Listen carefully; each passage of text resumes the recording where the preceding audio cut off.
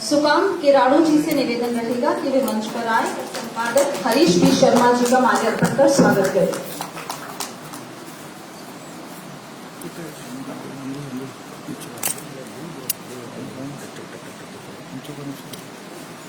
निवेदन रहेगा निर्मल शर्मा जी से कि वे मंच पर आए और किशोर सिंह राजपूत जी का माल्यार्पण कर स्वागत करें। निर्मल शर्मा जी।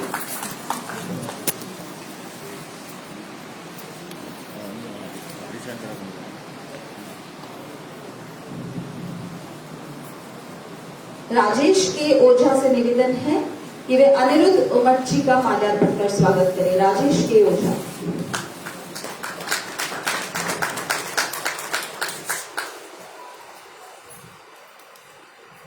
राम सहाय हर्ष जी से निवेदन है कि वे मधु जी का माल्यार्पण कर स्वागत करें।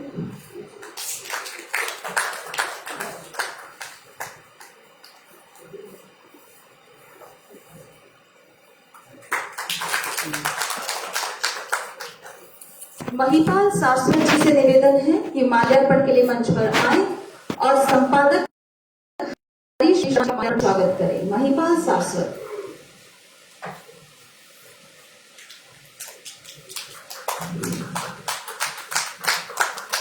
डूंगर सिंह जी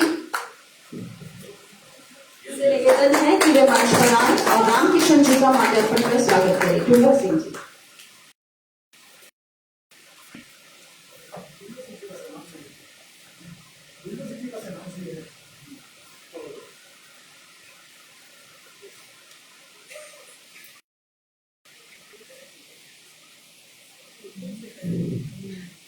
स्वागत सत्कार यही बीकानेर की पहचान है और स्वागत की इसी कड़ी को आगे बढ़ाते हुए मेरा निवेदन रहेगा अच्छे प्रबंधक होने के साथ साथ अच्छे थिंकर और बाफना स्कूल में इनोवेशन के लिए इस शहर में अपनी पहचान बनाने वाले पीएस वोहरा सर से तो वेलकम नोट के लिए मंच पर आए। Request PS Vohra.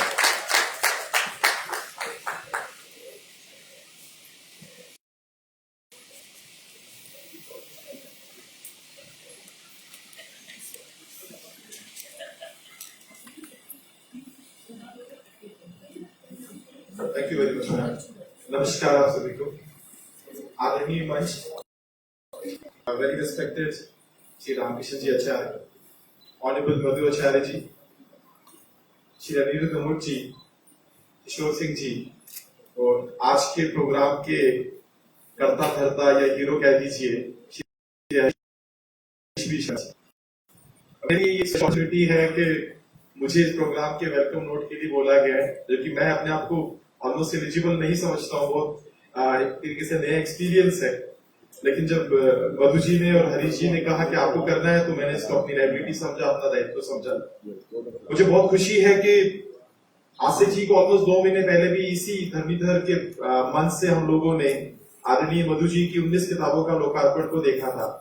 2020-2021 बहुत कड़वी यादें देके गया है, बहुत टिपिकल एक्सपीरियंस बात है कि हमारा बीकानेर जो एक अलग पहचान रखता है साहित्य के फील्ड में, इसमें 2020-2021 में बीकानेर ने अपना एक मेमोरेबल कंट्रीब्यूशन दिया है, जो कथा रंग के माध्यम से आज एक और नई शुरुआत हुई है। ये एक तरीके से हिस्ट्री है। 22 स्टेट और 59 सिटीज और 192 राइटर्स के माध्यम से उनके एक्सपीरियंसेस को, उनकी लेखनी को हरीश बी शर्मा जी ने कथा रंग के माध्यम से प्रस्तुत करने की कोशिश की है। तो इस चीज के लिए मैं उनको बहुत शुक्रगुजार करता हूँ, कि उनके जो एफर्ट्स हैं, ये इनकी जितनी तारीफ की जाए वो कम है। और यहाँ आप लोग जो सारे पधारे हैं, आपका भी बहुत बहुत शुक्रगुजार है और गायत्री प्रकाशन की तरफ से भी आपका शुक्रगुजार किया जाता है। और मुझे पूरा विश्वास है कि जो प्रोग्राम जो चलेगा अभी थोड़ी देर तक, इस प्रोग्राम के माध्यम से आपके लिए एक लर्निंग ही रहेगी। एक बार फिर हरीश जी को इस प्रोग्राम के लिए बहुत बहुत बधाई और अग्रिम सफलता के लिए भी बहुत बहुत बधाई। Thank you so much.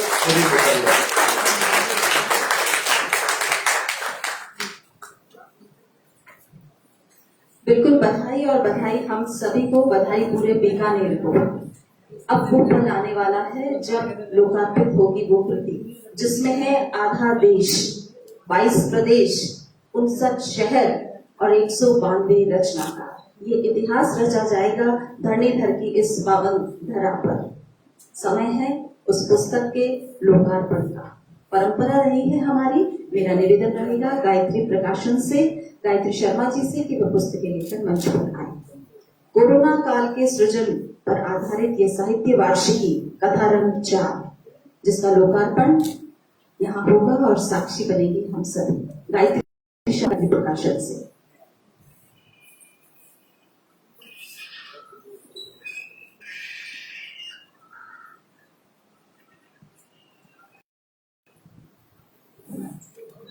वह पुस्तक जिसमें मेहनत है सभी की, जिसका लोकार्पण आज यहाँ होने जा रहा है और बीकानेर के नाम एक इतिहास फिर रचा जा रहा है। इसमें 67 कहानियां, 63 कविताएं, 15 व्यंग, 12 आलेख, 9 साक्षात्कार और 2 नाटक है। I would like to request you all to please give standing ovation for this.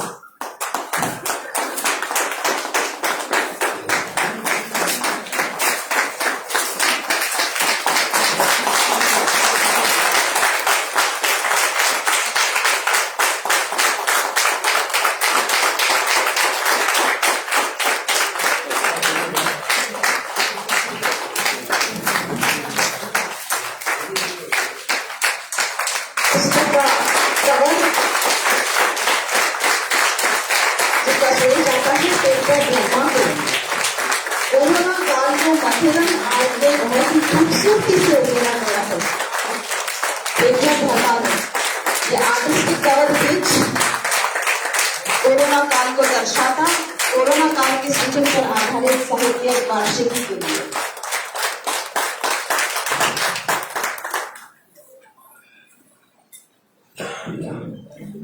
पुस्तक समर्पित है प्रगतिशील चेतना के उद्घोषक शायर रंगकर्मी आनंद वी आचार्य जी को। जैसा कि समर्पण है, मेरा निवेदन रहेगा गायत्री शर्मा जी से कि वे मंच पर रहें और विजय लक्ष्मी भाभी जी को ये पुस्तक अपने आप से भेंट करें।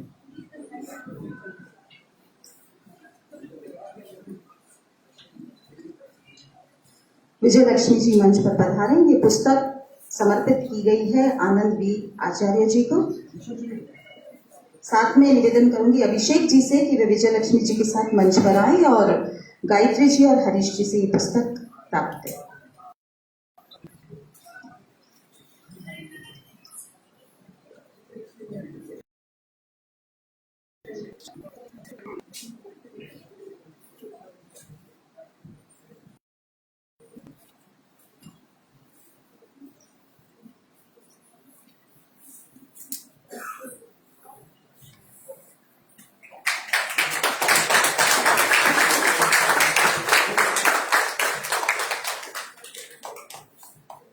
जैसा कि हमारी परंपरा है, पुस्तक भेंट करने के लिए मेरा निवेदन रहेगा पुस्तक के संपादक हरीश बी शर्मा जी से कि वह अपनी माता जी श्रीमती कुसुम लता जी को पुस्तक भेंट करें।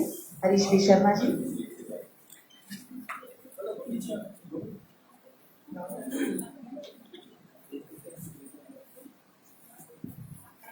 जिनका आशीर्वाद, जिनका साथ हमेशा इनके लिए सिंबल बना है। जिस बेवारी से ये काम कर जाते हैं, ये उसी माँ का आशीर्वाद है। माँ के लिए क्या है,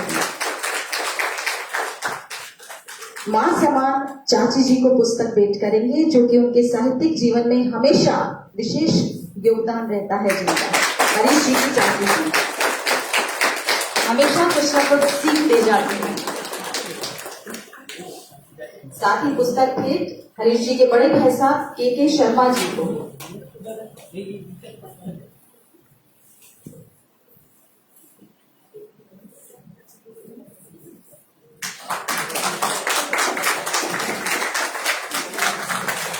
बड़े भाई होने का एहसास सदैव हौसला बढ़ाता है।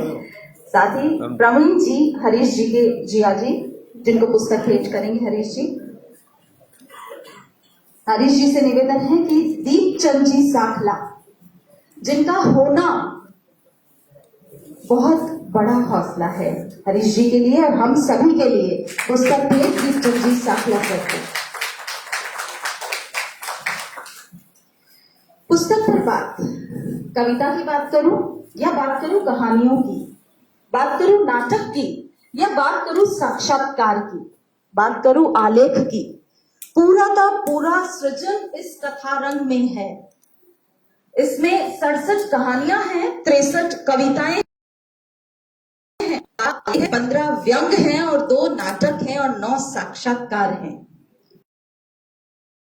और इस कवयित्री कहानीकार संजू श्रीमाली जी, निवेदन करती हूँ मंच पे आए और पत्र वाचन करें।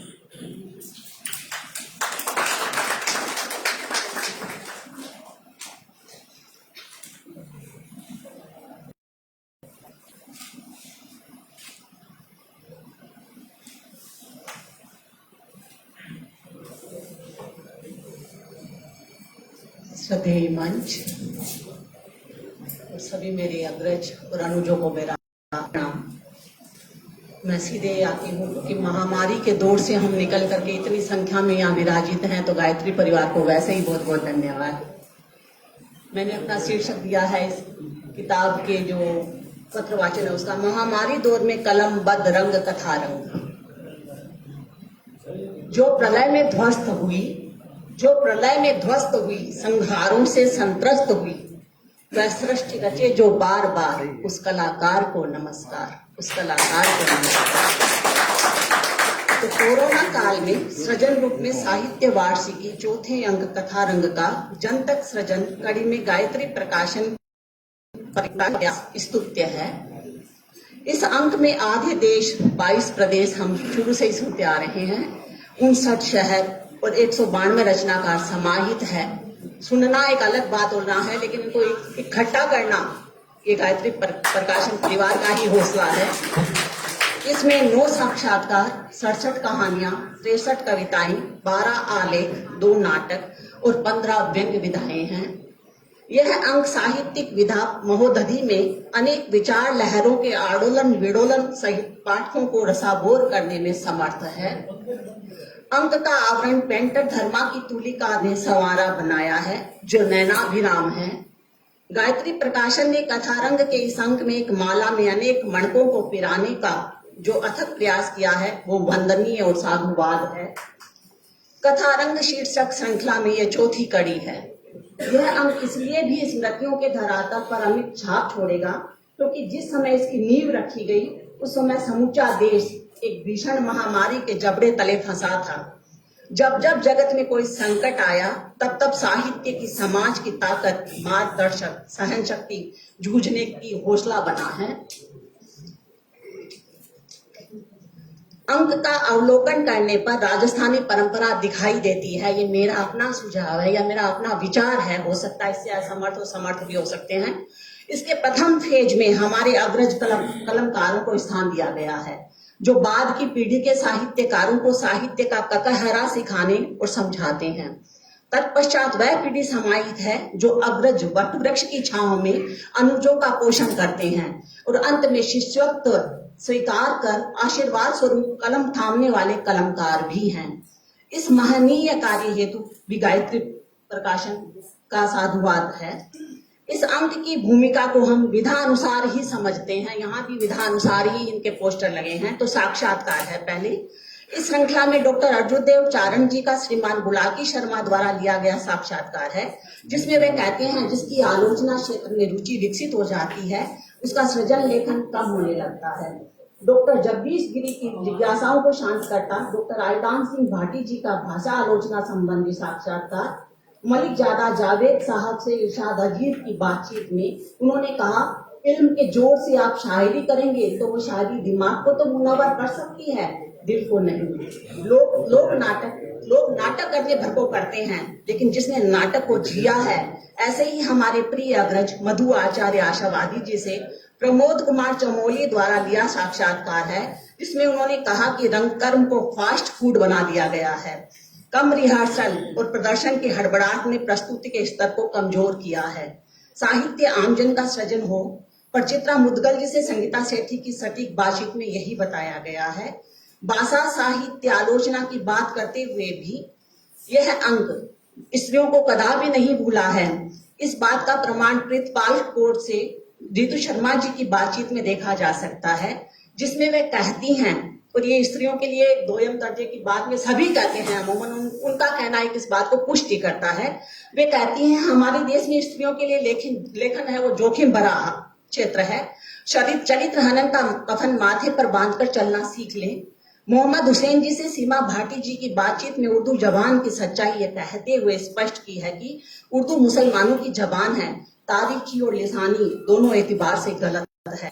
बंगाल के सुब्रतो मंडल से नगेंद्र किराड़ू जी की बातचीत में उन्होंने कहा, सरकार को चाहिए कि कला और कलाकार का मूल्य समझे। ललित कुमार जिसे लिए आशुतोष फुरोश द्वारा साक्षात्कार में उन्होंने कहा, कविता कोश के साथ किसी का कंपटीशन नहीं हो सकता क्योंकि वह अद्वितीय है। आगे हम बात करें आलेख की। हिंदी विषय के प्रयोग और परीक्षण जैसे मुद्दे पर कलम चलाना इतना आसान नहीं होता, उसे भी साकार रूप प्रदान किया है गुरुदेव डॉक्टर श्रीलाल मोहता जी ने। कथारंग न केवल अपने कलेवर के लिए पहचाना जाता है, वरन अनेक भाषाओं विचारों को एक ही जिल्द में समेटने के लिए भी सराहा है। धीर गंभीर साहित्य इमारत के नींव के पत्थर डॉक्टर नंदकिशोर कुमार ने अपनी कलम से गढ़ा और चीना है उसको। हिंदी उपन्यास और कहानी में अंतर शोध पर डॉक्टर नीरज दहिया का आलेख शोधार्थी के लिए उपयोगी साबित होगा। हरीश करमचंदानी, शर्मिला जालान, डॉक्टर श्वेत गोस्वामी, डॉक्टर बसंती हर्ष, नरेंद्र मोहन, डॉक्टर सत्यनारायण, गगन गिल, दीपक मंजुल, डॉक्टर उमा शर्मा के आलेख भी महत्वपूर्ण भूमिका निभाते हैं। साथ ही शर्मिला जालान का आलेख अध्यार्थी के लिए दस्तावेज का काम करता है। अब हम बात करते हैं लघु कथा की। डॉक्टर प्रमोद बंसी माथुर, सीमा पारिक, दीनदयाल शर्मा, नीति केवलिया, व्यास योगेश राजस्थानी और पुखराज सोलंकी, उमा माथुर, चित्रा पारिक, राम सहाय हर्ष, रमेश कुमार शर्मा, डॉक्टर निर्मला माथुर, बलवंत तक्षक, घनश्याम नाथ कछावा जी, इन कहानीकारों की कलम ने गागर में सागर भरा है। नाटक की बात करें तो दिल्ली के प्रताप सहगल और उत्तर प्रदेश के जयवर्धन के नाटक समय की कसौटी पर खरे उतरते हैं। व्यंग्य की बात करें तो दिल्ली से छत्र छाजेड़ कक्कड़, राजस्थान से अजय जोशी, राजस्थान से ही शैलेंद्र चौहान, दिल्ली से लालित्य ललित, झारखंड से कुमारी अपर्णा, दिल्ली दीपक मंजुल, राजस्थान से इंद्रजीत कौशिक, छत्तीसगढ़ से राजशेखर चौबे, राजस्थान से सत्यदीप शर्मा, उत्तर प्रदेश से अनूप मणि त्रिपाठी, बिहार से अभिजीत दुबे, झारखंड से दिलीप तेतरवे, राजस्थान से हरिमोहन सारस्वत, राजस्थान से ही कृष्ण कुमार आसू, मध्य प्रदेश से रमेश सैनी आदि ने कलम की पेनी और चुटीली नोक से तरासे हुए व्यंग्य की रचना की है। आत्मकथा की बात करें तो महाराष्ट्र से सतीश छिटका, और किरदार की बात करें इसमें अलग से तो मध्य प्रदेश से शंपा शाह का किरदार यहाँ पर उन्होंने लेकर एक किरदार की यहाँ पर भूमिका निभाई है। यात्रा वृत्तांत में सीरत सक्सेना जी का यात्रा वृत्तांत देखा जा सकता है। उपन्यास अंश की बात करें तो मध्य प्रदेश से उदयतन वाजपेयी, दिल्ली से विवेक मिश्र, राजस्थान से हरीश पी शर्मा जी। गजलों की बात करें तो मंगल नसीम, अब्दुल रहमान मंसूर, रवि शुक्ल, जाकिर अदीब, बुनियाद हुसैन जहीन, कासिम बीकानेरी, डॉक्टर कुमार गणेश, जियाउल हसन कादरी, इरशाद आरिफ। संस्मरण की बात करें तो अनिरुद्ध उमट साहब का संस्मरण है इसमें। डायरी की झारखंड से पारुल पुखराज, स्मृति में मध्य प्रदेश से सुदीप मोहनी। अब हम बात करते हैं कहानीकारों की, क्योंकि 3 अंक कथा के कहानी पर ही आधारित था। तो कहानीकारों की चर्चा करें तो आधे भारत में प्रदेश से सारा राय, दिल्ली से प्रतीक मानूनियाल, दिल्ली से ही सुमित सक्सेना लाल, उत्तर प्रदेश से सोनाली मिश्रा, दिल्ली से महेश दर्पण, उत्तराखंड से हिमांशु पाठक, दिल्ली से नीलिमा शर्मा, राजस्थान से आशा शर्मा, छत्तीसगढ़ से अपर्णा विश्वनाथ, राजस्थान से सुधीर केवलिया, राजस्थान से लक्ष्मी नारायण रंगा जी, मालचंद तिवारी जी, संगीता शर्मा, इश्मधु तलवार, डॉक्टर उमा शर्मा, सुमित शर्मा, राजेंद्र जोशी जी, मंगत बादल जी, जगमोहन सक्सेना, एकता गोस्वामी, सुधा सारस्वत, मनीष कुमार जोशी, मदन गोपाल लड्ढा, डॉक्टर रूपा सिंह, श्वेत गोस्वामी, कृष्ण कल्पित, तस्मीन खान, बिहार से समोयल अहमद, उत्तर प्रदेश से गगन मित्तल, ममता कालिया जी, अरविंद तिवारी, संजीव जायसवाल, दिल्ली से सुभाष नीरव, मध्य प्रदेश से अरुण अर्णव खरे आदि के कहानियों में अपने ढंग, कलेवर एवं परिदृश्य उपस्थित करते हैं। बी शर्मा साहब को इस साहित्य जगत की अनेक विधाओं को एक जिल्द में बांधने की पुनः कोटि से बधाई। इति शुभम। धन्यवाद साथियों।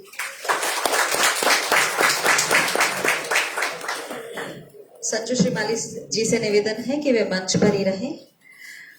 इतने कम समय में एक अच्छा पत्र वाचन एक अच्छा पाठक ही कर सकता है। संजू जी ने बहुत ही क्रमबद्ध तरीके से कथारंग को हम सभी के बीच रखा। मेरा निवेदन है अविनाश जी से कि वे मंच पर आए और संजू जी को, अविनाश जी मोदी से कि वे मंच पर आए और संजू जी को स्मृति चिन्ह प्रदान करें।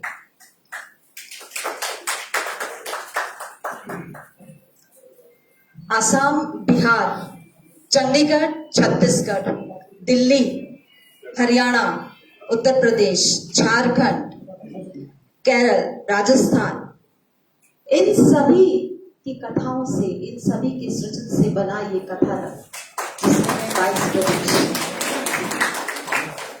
और क्या क्या है, कितना खजाना है, ये सब तो जब होगा जब आप पुस्तक लेकर पढ़ेंगे। जनतक सृजन अभियान यही है, हम पुस्तक लेकर पढ़े।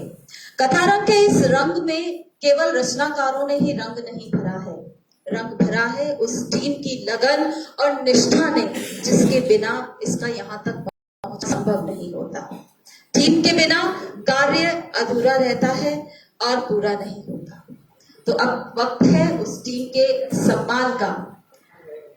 बात करूं अगर रामसाय हर्ष जी की, बात करूं अगर इरशाद जी की, राजेश के ओझा की, बात करूं सुनीलम जी की, गजेंद्र व्यास की, आशीष पुरोहित की, तो ये वो पूरी टीम है जिसने कथारंग को साकार किया है हरीश जी के साथ लगके।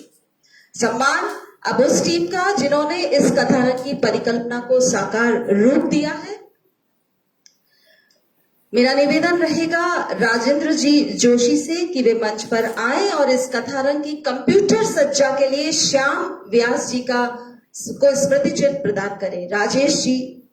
राजेंद्र जी जोशी मंच पर आए और श्याम जी व्यास जिन्होंने इस पुस्तक की कंप्यूटर सज्जा की है उनको स्मृति चिन्ह प्रदान करें। श्याम जी आए नहीं है। निवेदन रहेगा कमल रंगा जी से कि वे मंच पर आए जिन्होंने इस पुस्तक को डिजाइन किया है। किशन जी व्यास,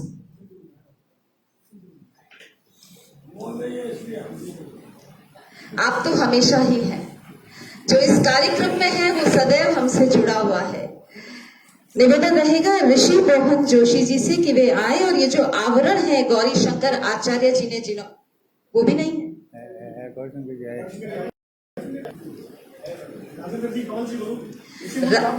राजेंद्र जी, कमल जी और ऋषि मोहन जी से आप सभी से निवेदन है कि आप मंच पर आए और गौरी शंकर आचार्य जी जिन्होंने इस आवरण को संकल्पित किया है यहाँ पर, आप मंच पर आए और इनको स्मृति चिन्ह प्रदान करें।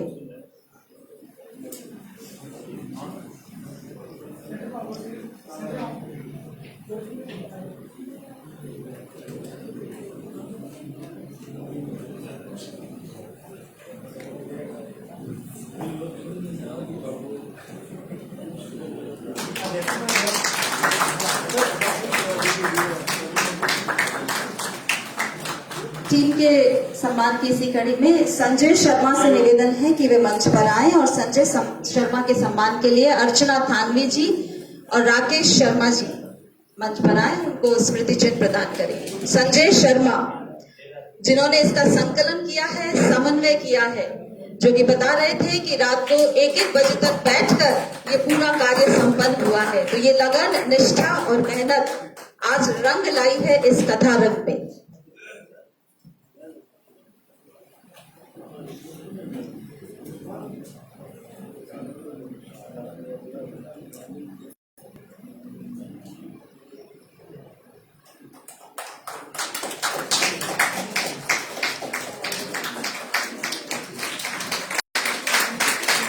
कथारंग टीम से ही संपर्क साधने वाले, सभी से संपर्क में रहने वाले गणेश सुथार हमारी टीम के एक साथी सहयोगी, गणेश मंच पर आए और गणेश को स्मृति चिन्ह प्रदान करने के लिए मेरा निवेदन सीताराम जी कच्छावा से।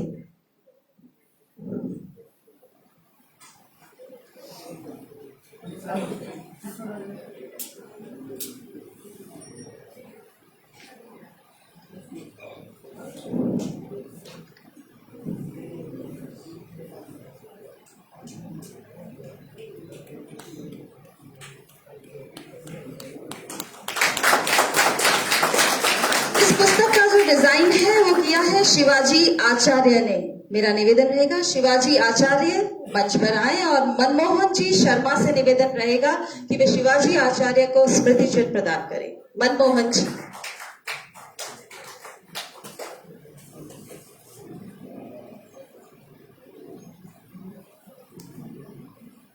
एक पुस्तक की यात्रा संपादक के साथ साथ किस तरह से पूरी होती है, ये वो टीम है जिन्होंने बीकानेर के इस सपने को साकार किया है।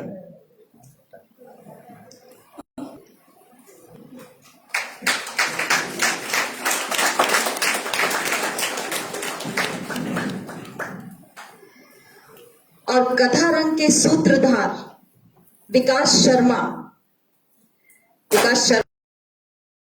के निवेदन करूंगी ऋषि मोहन जोशी जी और कमल रंगा जी को कि आप मंच पर आए और विकास शर्मा को स्मृति चिन्ह प्रदान करें।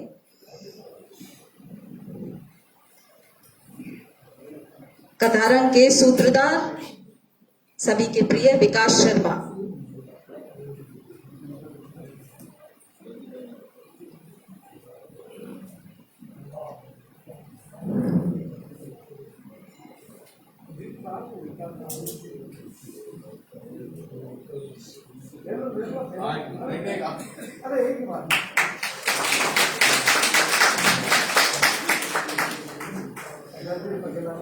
और समय है उस कलाकार के सम्मान का जिन्होंने कथा रंग के इस कवर पेज को अपनी कला से उकेरा है।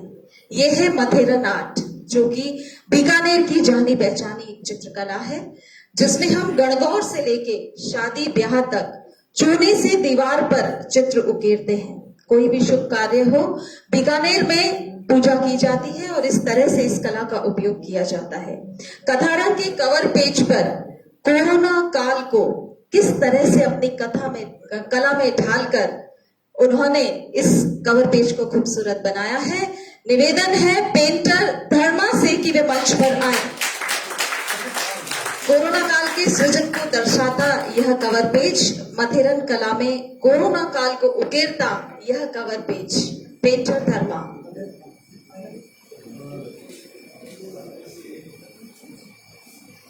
अस्वस्थ होने की वजह से धर्मा इस कार्यक्रम में नहीं आ सके हैं, लेकिन मेरा आप सभी से रिक्वेस्ट है मेरी कि एक बार उनके लिए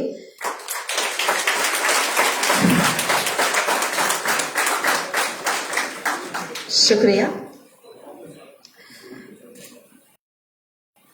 कथारंग 2, कथारंग 3, कथारंग 4 और कथारंग बार बार उम्मीद करते हैं और साथ ही जिम्मेदारी देते हैं गायत्री प्रकाशन को कि ये कथारंग निरंतर प्रगति करता रहे और हमेशा हमें सृजन के इस संसार में कुछ न कुछ नया देता रहे। कथारंग की यात्रा शुरू हुई है और जारी और चलती रहेगी। मेरा वक्तव्य के लिए अब निवेदन है, जिनके लिए अगर ये मैं कहूं, take a risk and you never know where it could lead to. Without risk, you cannot achieve any great thing. संपादक हरीश बी शर्मा जी को इस माइक्रोफोन पर बुलाना चाहती हूँ कि वे आए और अपनी बात रखें।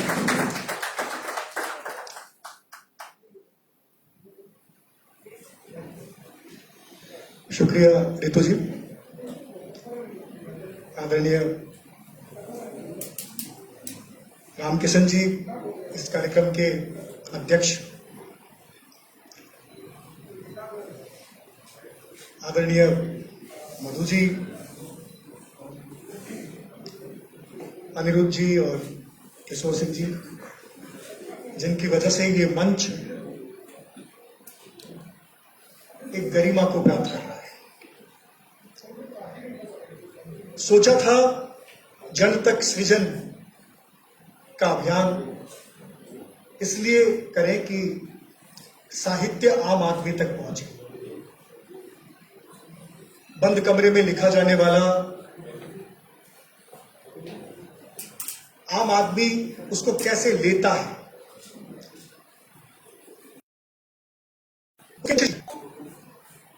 और आज कहते हैं कि 4 कदम चल के देखो आपको पता चल जाएगा। ये 4 कदम जो चले हैं तो पता चल रहा है कि समाज आपको किस तरह से समर्थन देता है अगर आप कुछ करने की कोशिश करते हैं। आजमाइश में है, मधु आचार्य जी का आशीर्वाद है, इसलिए डर तो लगता नहीं है, लेकिन यह जरूर है कि कई बार इस बात की प्रसन्नता होती है कि अगर आप कुछ नया करना चाहते हैं तो लोग आपके साथ होते हैं। अभी संजू श्रीमानी जी ने अपने पत्र वाचन में जो बात कही तो आपको बहुत सारे नाम ऐसे मिले होंगे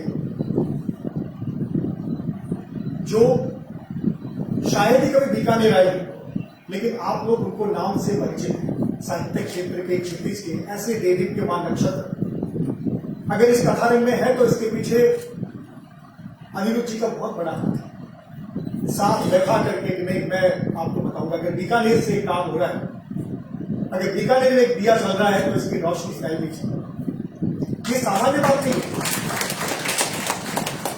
मुझे तो रह करके एक वो शेर याद आता है कि कहा ये मर्तबा अपना की शिरकत की मैं दावत दूं, मगर मेहमा फकीरों के हुए हैं बादशाह से। ये जो कथारंग है, इस कथारंग में जो नगीने हैं, जो हीरे हैं, इनको देख देख करके मुझे खुद पे भरोसा नहीं होता। मैं सच कह रहा हूं कि क्या मैं इन सबका संपादक हूं, और इसलिए मुझे लग रहा है कि अगर ये हो गया है तो इसमें मेरा कुछ नहीं है, इनमें आप सभी का वो सहयोग है कि आज आपको लगा कि जमीन से अगर हरीश ये चाहता है कुछ करना तो हमें इसका सहयोग करना चाहिए। और ये बीकानेर की परंपरा है। मधु जी के जब कार्यक्रम शुरू हुए तो दूसरे कार्यक्रम में रामकिशन जी आए वेटनरी कॉलेज ऑडिटोरियम में। उनको लगा कि ये बच्चे कैसे व्यवस्था करते होंगे। मधु जी तो किताब लिखती, उसके बाद कोई माला के लिए भाग रहा है, कोई कुर्सियां लगा रहा है, माइक सही नहीं है तो माइक ठीक कर रहा है। उसी दिन संकल्प ले लिया कि एक हमें रंगमंच देना है समाज को, और ये दरिद्र रंगमंच आपके सामने। तो ये बीकानेर की परंपरा है। पहले से लेकर अब तक के अंत में मैंने जब जब जिसको कहा कि मेरे को सहयोग चाहिए, सबने वो सहयोग किया। इस बार भी बड़ा काम था। बीकानेर के कहानीकारों को तो कन्वे कर सकता था, लेकिन देश के कहानीकारों की बात थी। दीपचंद जी के पास गया, तैयार हुए कि नहीं ये नाम लो, इनसे बात करो, ये करो। और जब मथेरन आर्ट का जो ये कवर पेज है, मैं आपको सच बता रहा हूं, मन की बात बता रहा हूं आपको मैं, जब तय हुआ कि मथेरन आर्ट में कोरोना काल को उकेरना है तो कोरोना काल कैसे उकेरा जाएगा। धर्मा की तबीयत खराब है, बहुत ही औघड़ टाइप का, अलमस्त टाइप का एक कलाकार है जिसको शास्त्रीयता का ज्ञान नहीं है, लेकिन उसने लोक को जिस तरह से जिया है, मुझे लगता है कि लोक का ज्ञान रखने वाले भी शायद वो व्यक्त कर देते होंगे, लेकिन जो ये व्यक्त धर्मा ने किया अद्भुत। और ये अद्भुत जो किया, ये मेरी प्रतिक्रिया नहीं है। मैं तो सशंकित था कि जहां पे मधु जी का नाम जा रहा है, जहां दीप जी का नाम जा रहा है, जहां पे अनिरुद्ध जी का नाम जा रहा है, वहां पे ये कवर पेज जाएगा तो कैसा लगेगा। यकीन मानिए, मैंने जब इनको भेजा तो पहली वाह आई थी, वो पहली वेव्स जो थी, दीप जी ने तो स्पष्ट कह दिया कि ये लाके के तो कवर मुझे दे देना, मैं बना के दे दूंगा। बैठ करके इस कवर पेज के लिए मेहनत करना कि ऐसे जाएगा, कथारंग ऐसे लिखा जाएगा, कौन करता है साहब। बहुत सारे लोग तो दीपचंद जी के पास जाते नहीं कर पाते, पता नहीं डांट देंगे, मिलेंगे ही नहीं, आशीर्वाद ही नहीं देंगे, तरह तरह की बातें होगी। लेकिन मैंने जो महसूस किया वो बीकानेर की परंपरा की बात कर रहा हूं, दीप जी की या मधु जी की बात नहीं कर रहा। मधु जी के बारे में यही कहा जाता है कि पता नहीं किससे मिलते हैं, किससे नहीं मिलते हैं, कब मिलते हैं, फोन करके जाएं, फोन नहीं उठाएं। लेकिन आप उनके पास जाके देखिए, आपको लगेगा कि ये दोनों बाहें फैला करके आपका स्वागत करते हैं। और उसका एक उदाहरण है, ऐसे ही बात चल रही थी, कोई प्लान नहीं था कि इतने बड़ा कोई साहित्य वार्षिकी हम निकाल देंगे। पता चला कि प्रदेश 12 हो रहे, तो हमारे वो कंप्यूटर का काम देखते श्याम जी, तो उनको पूछा मैंने कहा कितने, तो 34, 30, 33 की बात आई। फिर 4 वो जो नए जुड़ गए 37 हुए। तो मैंने कहा आधे तो बंद कर ही सकते, तुरंत बात की, संगीता सेठी जी से बात की, उनका पहले बताते मैं पूरे देश के आपको दिलवा देती राइटर। मुझे कहा इस बीकानेर में ऐसे सहयोग करने वाले लोग भी हैं। मधु जी ने 4 स्टेट से दिला दिए, सीमा जी ने, ऋतु जी ने अपने सहयोग की ओर से बात की। कुल मिलाकर के अब जो आपके सामने जो 22 आया है, ये भी प्रोसेस का हिस्सा है। दरअसल की तो रोज हम सोचते हैं हमें ये करना है, हमें ये करना है, लेकिन बार बार जहां पर आके रुका जाता है वो होती है आपकी रचना प्रक्रिया। और अगर आपकी रचना प्रक्रिया ठोस है और आपके साथ लोग हैं, तो मुझे लगता है कि कोई भी काम आपके लिए संभव नहीं होता। और इसी सोच के चलते मैं मन बना रहा हूं, अभी इसीलिए कह रहा हूं मन बना रहा हूं, हालांकि मन बन चुका है, कर भी लूंगा, लेकिन आपका समर्थन चाहता हूं।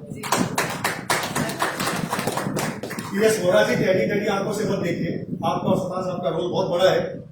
आप यहाँ पे अगर आए और आप चाहते हैं कि आप यहीं पे सारी बातें कर लेंगे, तो ये छूट नहीं मिलेगी सुधा साहब आपको, आप लेट भी आए। तो मन बना रहा हूं, आपका समर्थन चाहिए। अगले वर्ष हम पूरे देश के साहित्य को बीकानेर से प्रकाशित करें। आपका जो संबंध है वो इसी तरह से मिलता रहे। हम कोशिश करेंगे कि इस बार का अंक भी बेहतर बनाने की कोशिश की।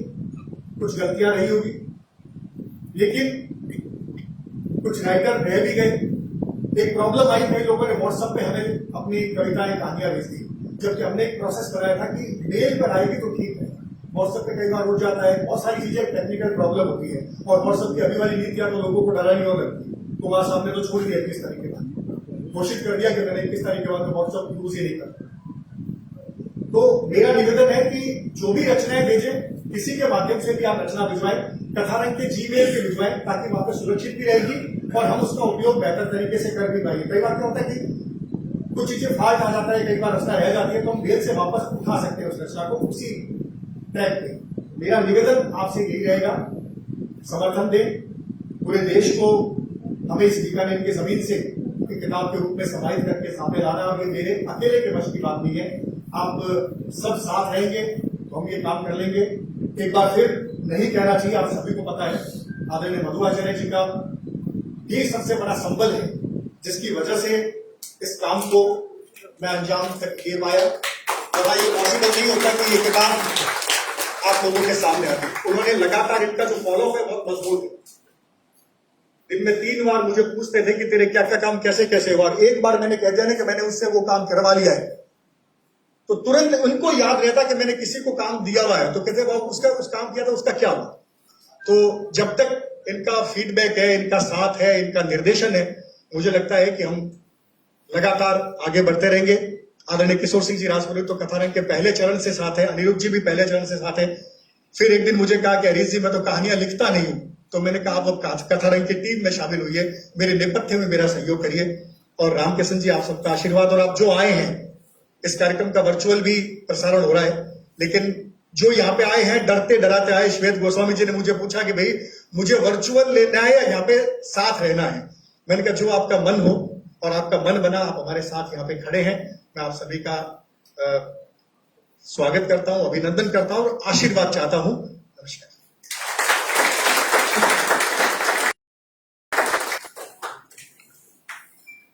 बहुत सही कहा कथारंग के संपादक श्री हरीश शर्मा जी ने कि अगर हम काम करने की सोचते हैं, हमारी रचना प्रक्रिया ठोस है, तो हमें कोई नहीं रोक सकता। बिल्कुल हरीश जी, आप कथारंग को, पूरे देश को कवर कीजिए। कथारंग में आपको कोई नहीं रोकेगा और बीकानेर आपके साथ है। वक्तव्य के लिए मेरा अगला निवेदन है किशोर सिंह जी राजपुरोहित जी से कि वो माइक्रोफोन पर आए।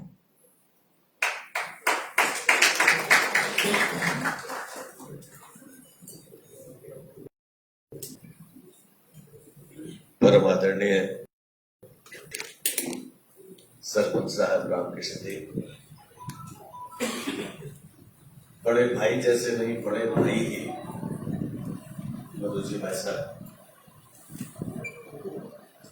मेरे मित्र, बचपन के साथी, मेरे पड़ोसी अनिरुद्ध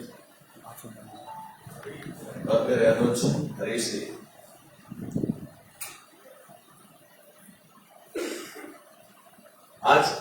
साथ मेरा बेटा भी है।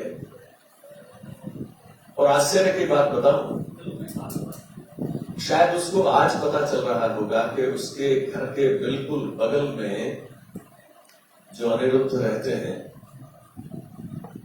उनकी लेखनी कितनी सशक्त है। आप इससे पूछ लें, इसको पता नहीं होगा।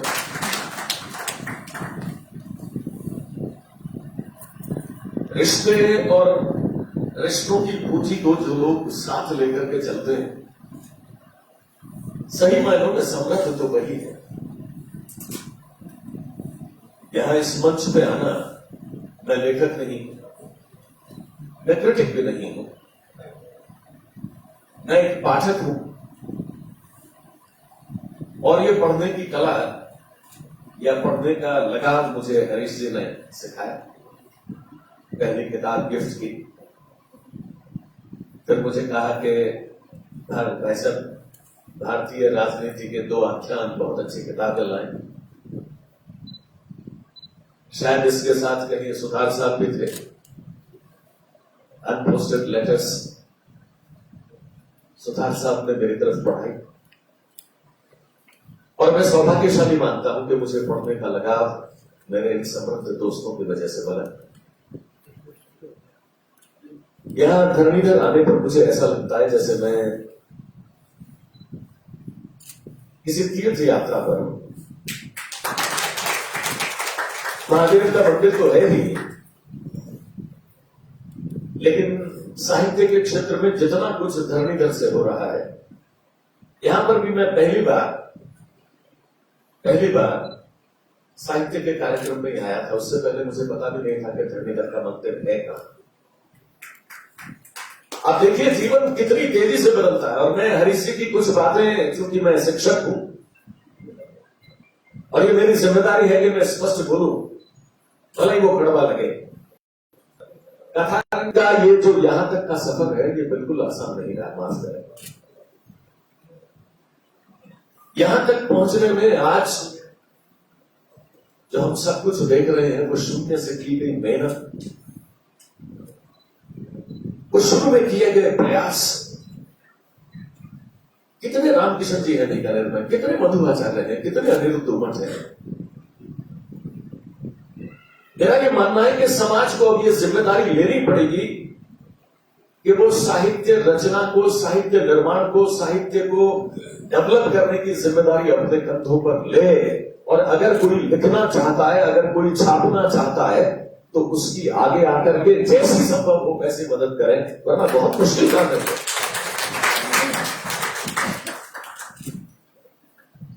एक पर्टिकुलर एग्जाम्पल मुझे नहीं पता कि मुझे यहां से शेयर करने चाहिए या नहीं करना चाहिए, पर मेरा परिवार है और मुझे परिवार में ये बात खुल के कहनी चाहिए। हरीश जी कह रहे थे कि दीपचंद सांतला साहब के पास कोई जाए तो डर लगता है कहीं डांट नहीं दे। ऐसा बात कटे, लड़ने वाला बैठा तो है, आप अधिकार दें उनको। मधु जी भाई साहब, दीपचंद जी भाई साहब, अगर ये कुछ डांटते हैं तो हम सौभाग्यशाली हैं कि हमारे जीवन में ऐसे लोग हैं जो हमारा निर्देशन करते हैं, हमें डांटते हैं। हमें फक्र है हमारे इस बड़े परिवार पर।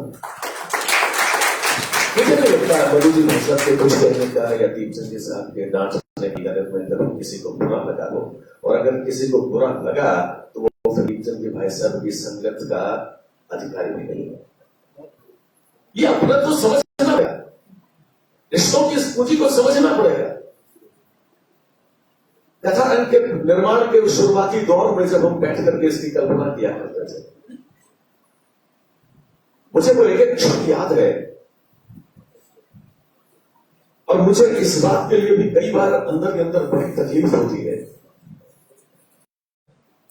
अगर साथ में जोड़ते हैं तो वो ऐसा नहीं करते। साहित्य का जगत यह अधिकार रखता है कि साहित्य की मदद की जाए। इसलिए कथा रंग का आज तक का ये जो आज जो स्टेटस है वो बहुत अलग है। और तुलसीदास जी ने लिखा था, समर्थ को नहीं दोष गुसाई। आज तो सामर्थ्य है, लेकिन यहां तक का सफर ये हरीश जी जानते हैं, मधु जी भाई सब जानते हैं, या इनकी कोर टीम के वो लोग जानते हैं कि कितनी मुश्किल से इन्होंने इस प्रक्रिया को शुरू किया। आज आप सबके आशीर्वाद से, आज आप सबके सानिध्य से मैं सच कहूं, मुझे तो हमेशा ये लगता रहता है कि मैं कितना सौभाग्यशाली हूं कि मुझे मंच पर या मंच के सामने इस तरीके के लोगों का सानिध्य मिलता है। मैं तो इसी में भाव विभोर हो जाता हूं। बहुत कुछ सीखा है, लगातार सीखता रहता हूं।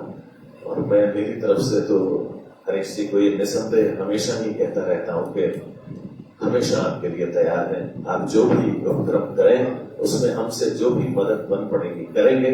और बीकानेर का ये जो साहित्य है ये हमारा सिरमौर है। अब मारवाड़ी में कलंगी है, कलंगी, और फक्र है हमें आप पर। और आपका ये प्रयास इसी तरीके से चल रहा है। Thank you very much.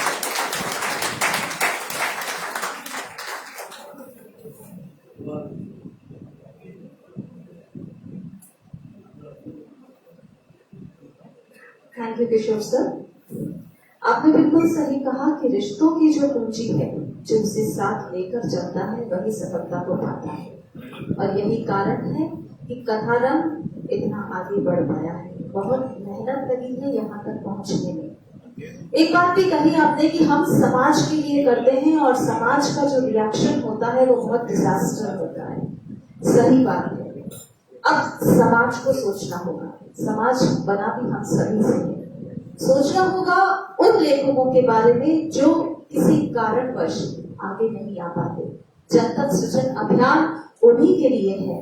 समाज आगे आए और ऐसे लेखकों का, ऐसे सृजन करने वालों का सहयोग करे तो निश्चित रूप से बीकानेर पूरे भारत वर्ष में जिस तरह से अभी अपनी अलग पहचान तो बनाए हुए है, लेकिन एक सितारे के रूप में जाना जाएगा कि अगर साहित्य समाज के सहयोग से जहां पे सृजन होता है तो वो है बीकानेर। हमारी टीम के सदस्य श्याम जी आ गए हैं, जिन्होंने श्याम व्यास, जिन्होंने कंप्यूटर सज्जा में सहयोग किया है। मेरा निवेदन रहेगा गोविंद रामावत जी से और अनुराग हर्ष जी से कि वे श्याम व्यास को चित्र प्रदान करें। अनुराग हर्ष जी और गोविंद रामावत जी।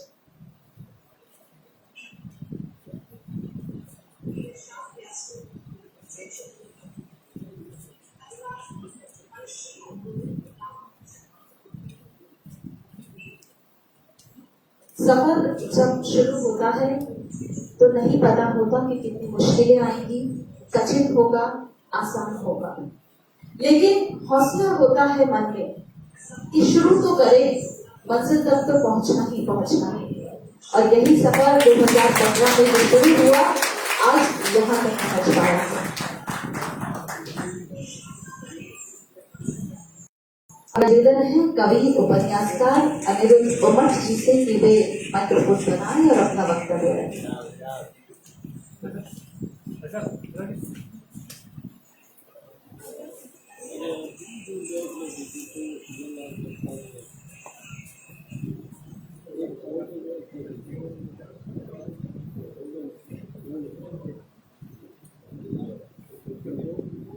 सम्मानित मंच उपस्थित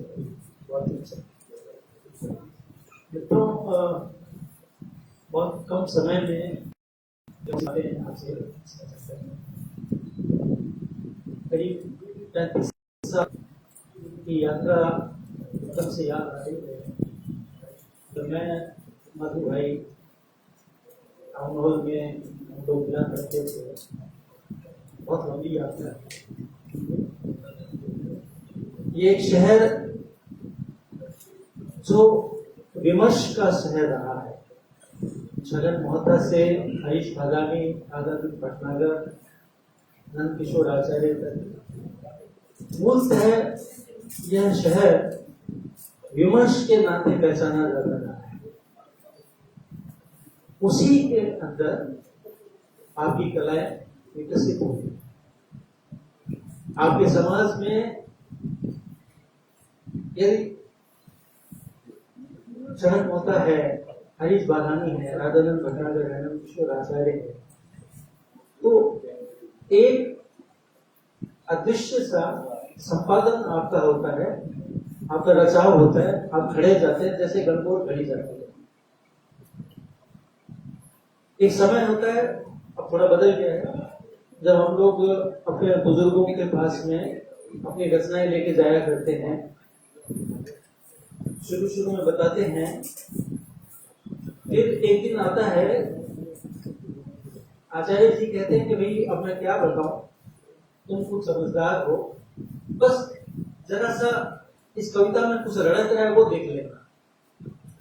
ये बनाना है, वो आपको इशारा भर करते हैं कि कुछ रड़क रहा है, वो आपकी मेधा पर यकीन करते हैं, आपको अपना हाथ नहीं देते, आपको अपना उत्खनन खुद करने के लिए अग्रसर करते हैं कि आप खुद देखिए, उसको परखिए। ये एक स्वायत्त करना है। सृजन आपको परावलंबी नहीं बनाता, सृजन आपको अपने आप पर, अपने अस्तित्व की पहचान के लिए, अपने पहचान के लिए नहीं। अमूमन आप देखेंगे जब पत्रिकाएं प्रकाशित होती है, किताब प्रकाशित होती है, हमें ये कहा जाता है कि मैं अपनी पहचान के लिए कर रहा हूँ, मुझे पहचान के लिए नहीं, मैं क्यों कर रहा हूं, मैं क्यों, मेरा अस्तित्व क्या है, मैं क्यों लिखता हूं। बहुत से लोग लिख रहे हैं हिंदी में, विनोद कुमार शुक्ल भी लिख रहे हैं, विनोद भी लिख गए, ये भी लिख गए, क्या नहीं लिखा, मैं क्यों लिख रहा हूँ। गद्य में एक बीघड़ गद्य कृष्ण बलदेव वैद ने रच दिया, मैं क्यों लिख रहा हूँ, मेरे लिखने की वक्त क्या है, क्या मैं लिखे बिना रह नहीं सकता, वो हर एक व्यक्ति रहेगा मैं लिखे बिना रह नहीं सकता, लेकिन क्या उसके समांतर मेरे भीतर एक निर्मम संपादक है जो हर वक्त के ये भी नहीं, ये भी नहीं, ये भी नहीं, ये भी नहीं। अमूमन मित्रों, एक लेखक कहता है, आपको शुरू में वो पसंद नहीं आएगा, हम अमूमन बात करते हैं कि संप्रेषित हो जानी चाहिए आम आदमी को। व्यक्ति जब तक आपकी फोकस में है, जिस दिन एक रचनाकार के फोकस में आ जाता है तो आम नहीं रहता, वो विशिष्ट हो जाता है। यानी संप्रेषण से ज्यादा अभिव्यक्ति है। तस्लीमा नसरीन के संप्रेषण से ज्यादा उनकी चर्चा, उनकी अभिव्यक्ति के संघर्ष की। विष्णु बलदेव कहते हैं कि लिखते समय में संप्रेषण की समस्या को बलाए ताक रखता हूं, मेरी मूल समस्या होती है अपने आप को अभिव्यक्त कैसे करूं। बहरहाल ये जो कोरोना का समय है, ये तो पहली बार मनुष्य जाति के सामने नहीं आया है, कई रूपों में आते हैं आपदाएं, कभी कभी युद्ध के रूप में भी आते हैं। उस वक्त एक प्रचलन होता है कि जो समय चल रहा है उसके अनुसार रचनाएं रची जाती है, जैसे भी कोरोना का चल रहा है, कभी दंगे होते हैं तो उस तरह की कविताएं लिखी जाती है। तो दो तरह की धाराएं चलती है, एक धारा वो होती है जो उस पर अपनी प्रतिक्रिया देती है, नाटक लिखते हैं उसके समर्थन में, उसके विरोध में, लेकिन एक धारा ये भी होती है जो उस वक्त बिल्कुल आपको एक्टिव नजर नहीं आएगी, वो थोड़ा बुनियादी काम करते हैं। वो लोग हमें थोड़ा कहते हैं थोड़ा ठहरो, इतनी तात्कालिकता ठीक नहीं है, कला में तात्कालिकता ठीक, जहर जब चढ़ता है वो तत्काल नहीं चढ़ता। जैसा मल्लिकार्जुन मंसूर ने कहा, संगीत हमको ऐसे चढ़ता है जैसे सांप को विष चढ़ता है। तो सांप को विष कैसे चढ़ता है, ये एक पहले पर्यवेक्षण की जरूरत है। तो ये जो कोरोना काल जो बीत रहा है, बीत रहा है, हम ये देखें कि हमारे जो सर्जक है उसमें सभी विधाएं आ जाती है, संगीत की आ जाता है, उसमें सिरेमिक भी आ जाती है, उसमें मूर्ति कला भी आ जाती है, उसमें सभी तरह की कलाएं आ जाती है। उन कलाकारों के अनुभव में क्या फर्क है। एक सिरेमिक का कलाकार अपना पॉट जो बना रहा है भट्टी में, और इस समय में जो भट्टी में पॉट बना रहा है उसका फर्क क्या है, इस फर्क को देखने के लिए हमें 50 साल आगे जाना पड़ेगा, तब हमें पता चलेगा कि 2018 और 2020 में अवधि में जो वॉट बना उसको फर्क क्या, आप कविता में तो फर्क बता देंगे, लेकिन संगीत में क्या फर्क आया? जब मैंने कराटे में कोमकली से पूछा तो उन्होंने कहा जो हमारा काम है बचपन में बिना श्रोता के हम गा नहीं सकते, हम लोगों की बड़ी समस्या हो रही है। तो मैंने कहा ये आप इससे भी पूछ जाइए, शायद ये कोरोना हमारे भीतर जिस इम्यूनिटी की बात करें वो इम्यूनिटी सिर्फ ये नहीं है कि वैक्सीन लगवाएं, इम्यूनिटी ये है कि मेरे भीतर का आत्मबल भी बढ़ जाए, कभी सुने न सुने मैं गाऊंगा। सर्वप्रथम अंत तक है जिसको स्वांत शिकायत कहते हैं, मेरा गान मैं अपने लिए गा रहा हूँ, मेरे गान से आप पल्लवित हो सकेगा लेकिन आपके लिए नहीं गा रहा हूँ। जिस दिन मैं इस पे आ जाऊंगा कबीर की तरह, मीरा की तरह, मैं किसी भी पेड़ के नीचे बैठ के गा, मुझे किसी मंच की किसी उपस्थिति की आवश्यकता है। ये आत्मबल भी आपको महामारी से बता। हमारे मित्र हरीश बी शर्मा जिनसे मैं काफी समय से परिचित हूँ, उन्होंने जब इस तरह के कार्य के बारे में मुझे बताया, मुझे फोन पे बताया, तो एक सहज प्रतिक्रिया जो मेरे संस्कार में अपने बुजुर्गों से जो मिली है, एकदम से लगता है ये अपने घर का काम है, मैं क्या करूँ इसका, कैसे अधिक से अधिक मैं इसके लिए कुछ करूँ। तो मैंने इनसे पूछा भाई अपनी कोई लिमिटेशन है तो आप बता दो, तो इन्होंने कहा कोई लिमिटेशन नहीं। हमने कहा ठीक है चलिए बात करते हैं। तो मित्रों वही भाव आता है अगर आप निश्चित भाव से जुड़े, जैसे घर में आपकी बेटी की शादी होती है तो आपको कोई कहता नहीं है कि आप ये चीज उठा के रखें, आदमी स्वतः स्वरूप को कार्य करते हैं। तो मैंने अपनी तरफ से कुछ भी नहीं किया है, क्योंकि ये हमारा भाई जो है ये हमसे जुदा नहीं है, हम सब एक दूसरे से पूरे होते हैं। अगर इसका सपना पूरा नहीं होगा तो मेरा सपना कभी पूरा नहीं होगा। ये नंदकिशोर जी के नाटक का नाम जैसे किसी और का, ये किसी और का सपना नहीं है, ये मेरा सपना। हरीश है तो मैं। आप ये देखिए इटली में जो हजारों लाखों लोग मरे, उसकी एक बड़ी मतलब वो नहीं थी हमारे हिंदुस्तान में। वो लोग इसलिए मरे कि अपने एकांत में उनके आसपास उनकी संतानें नहीं, 90%, और वो अपने घरों में बिना हिले डुले ही सांस छोड़ के चले गए लाखों। हमारे समाज में सौभाग्य से ऐसा नहीं है। मैं हरीश जी को बहुत शुभकामनाएं देता हूँ, इनके जीवन की दाद देनी चाहिए और मुझे इस बात की क्षमा मांगनी चाहिए सार्वजनिक रूप से कि मेरी वजह से भी यह कुछ लेट हुआ है, क्योंकि शुरू में मैं थोड़ा ढीला था और मैंने कहा ठीक है पता करेंगे कई लोगों से। एक बार में रचना नहीं आती, कई बार फोन करना पड़ता है, भैया दे दीजिए क्या हुआ, ये नहीं तो ये दे दीजिए, ऐसा करके फिर वो लोग क्या करते हैं आपके ऊपर छोड़ देते हैं, आपको जो ठीक लगे वो ले लो, तो उसमें एक अजीब सी समस्या आ जाती है।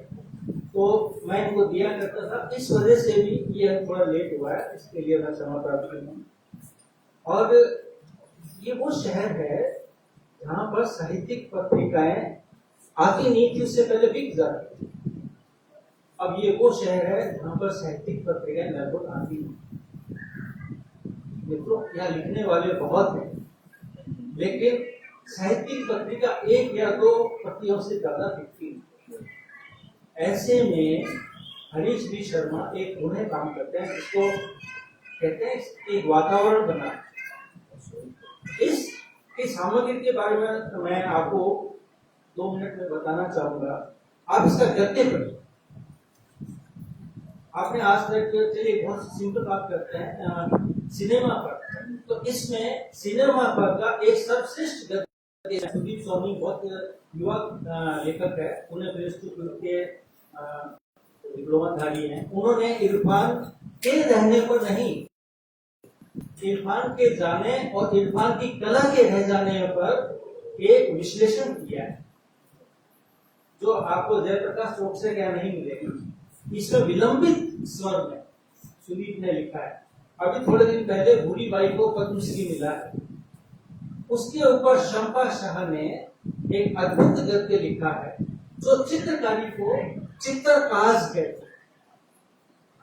इसी के अंदर आपको हिंदी की एक दुर्धुष कहानी सारा राय की मिलेगी। इसी अंक में आपको प्रेम शंकर शुक्ल, आशुतोष दुबे की कुछ बहुत अच्छी कविताएं मिलेगी, कुछ बहुत अच्छी और भी विधाओं में आपको चीजों, डायरी फारूक प्रसाद की डायरी मिलेगी जो आपकी डायरी की अवधारणाओं को ध्वस्त करती है। ये सब इसलिए संभव हुआ कि एक ऐसा खुले दिमाग का व्यक्ति आपके साथ होता है कि वैसा आप जैसा आप उचित सकते हैं आप देखिए, तब आपकी जिम्मेवारी बढ़ जाती है। इसलिए बढ़ जाती है कि मेरे इस बात को मैं यही विराम देता हूँ। अब ये कहते थे कि हमें एक आलोचक राष्ट्र बनाना है। मुक्ति बोध कहते थे कि पाठक को भी संस्कारित होना चाहिए। इन दोनों को हरीश बी शर्मा इस संक्रमण काल में, संक्रमण कोरोना का नहीं चला जाएगा, ये जो शहर में न पढ़ने का पुस्तकालय आपके खाली पड़े रहते, उस वक्त एक व्यक्ति ये किताब लेके आता है,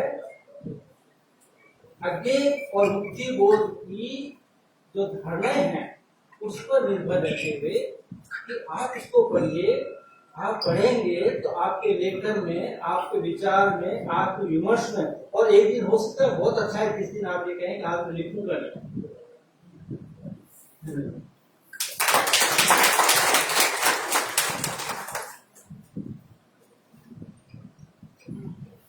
अनिरुद्ध जी भाई साहब ने कहा कि क्षमा प्रार्थी हूँ कि मेरी वजह से लेट हुआ, ये लेट आपकी वजह से नहीं बल्कि आपके होने से ही सफल हुआ। आपका साथ, आपका सहयोग निरंतर मिला। आपने वास्तव में सही बात कही कि ये महामारी आज पहली बार नहीं आई है। ऐसी महामारियां कई आई हैं और मनुष्य हमेशा ऐसी महामारियों से उभरता रहा है। सिर्फ एक इम्यूनिटी बूस्टर जो कि है आत्मबल, उस आत्मबल के कारण ही आप वैक्सीन लगाए नहीं लगाए, लेकिन अगर आप में आत्मबल है तो आप ऐसी कई महामारियों का सामना करते हुए समय से निकल जाएंगे। बात शुरू हुई थी रिश्तों की पूंजी से। किशोर सिंह जी ने कहा था कि जहाँ दीपचंद जी जैसे पिता समान हैं, और अनिरुद्ध जी ने जैसा कहा कि ये इसका सपना नहीं है। अगर ये रिश्ते हमारे पास हैं, ऐसा संभालने वाले हमारे पास हैं, ऐसे पथ प्रदर्शक हमारे पास हैं, तो निश्चित रूप से हम सफलता की ओर अग्रसर ही नहीं होंगे, सफलता को हासिल भी कर लेंगे। मेरा निवेदन रहेगा हमारे प्रेरणा स्रोत मधु आचार्य आशावादी जी से निवेश माइक्रोफोन कराएंगे।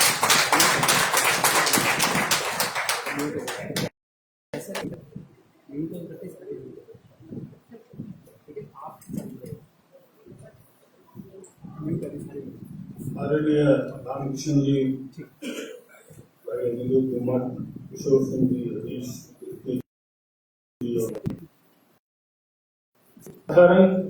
का ये अंक क्या है, कैसा है, इसमें क्या क्या है, बहुत कुछ बताया।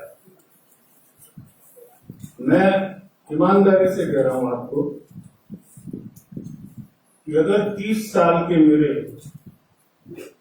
साहित्यिक पाठक के नाते जितना भी मेरा जो सफर रहा, मैंने अपने जीवन में इतनी समृद्ध कोई पत्रिका नहीं देखी। आपको पता है कि इसमें भाई दीपचंद, अनिरुद्ध सबका सहयोग है, लेकिन सबसे बड़ी बात, हम बड़े बड़े लोगों को इकट्ठा तो कर सकते हैं, सहयोग भी ले सकते हैं, लेकिन उन सब बड़ों के सम्मान और स्वाभिमान की रक्षा करना उससे बड़ा दायित्व होता है, जो काम हरीश ने। ये बहुत चैलेंजिंग है। अभी रामकृष्ण जी मेरे को पूछ रहे थे कि इसे कथारंग पे कितना खर्चा लगा, तो मूल रूप से खर्चा तो लगता है, ये सब जानते हैं कि ये अर्थ योग्य है, और कम से कम जब हिंदुस्तान में कोई नई सरकार आई है तो सारा खेल ही अर्थ का चलता है, चाहे बीमारी हो चाहे राजनीति हो, सब में अर्थ है।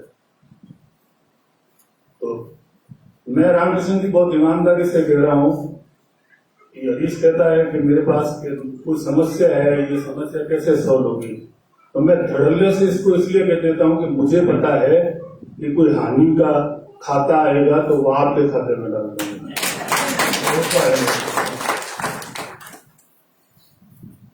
अभी अनिरुद्ध ने जिस तरह से बताया, आप खुद सोचिए,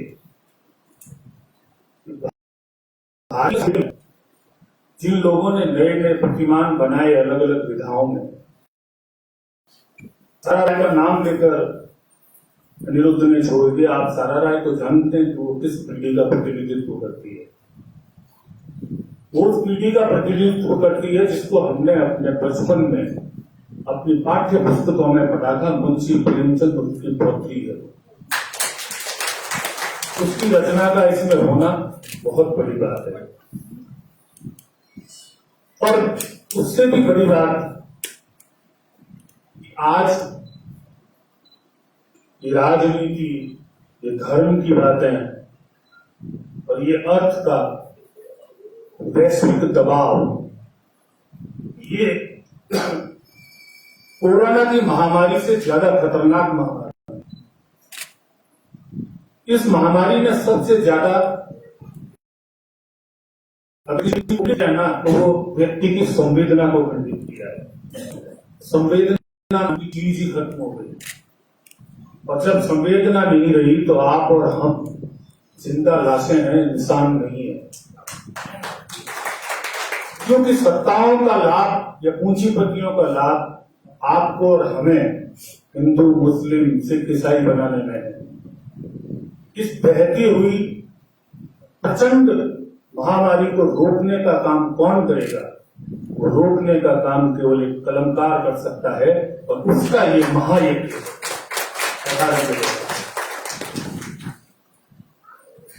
कथारंग में बहुत से लोगों का विजन है, बहुत से लोगों का सीधा सहयोग है, और बहुत से लोगों का परोक्ष सहयोग है।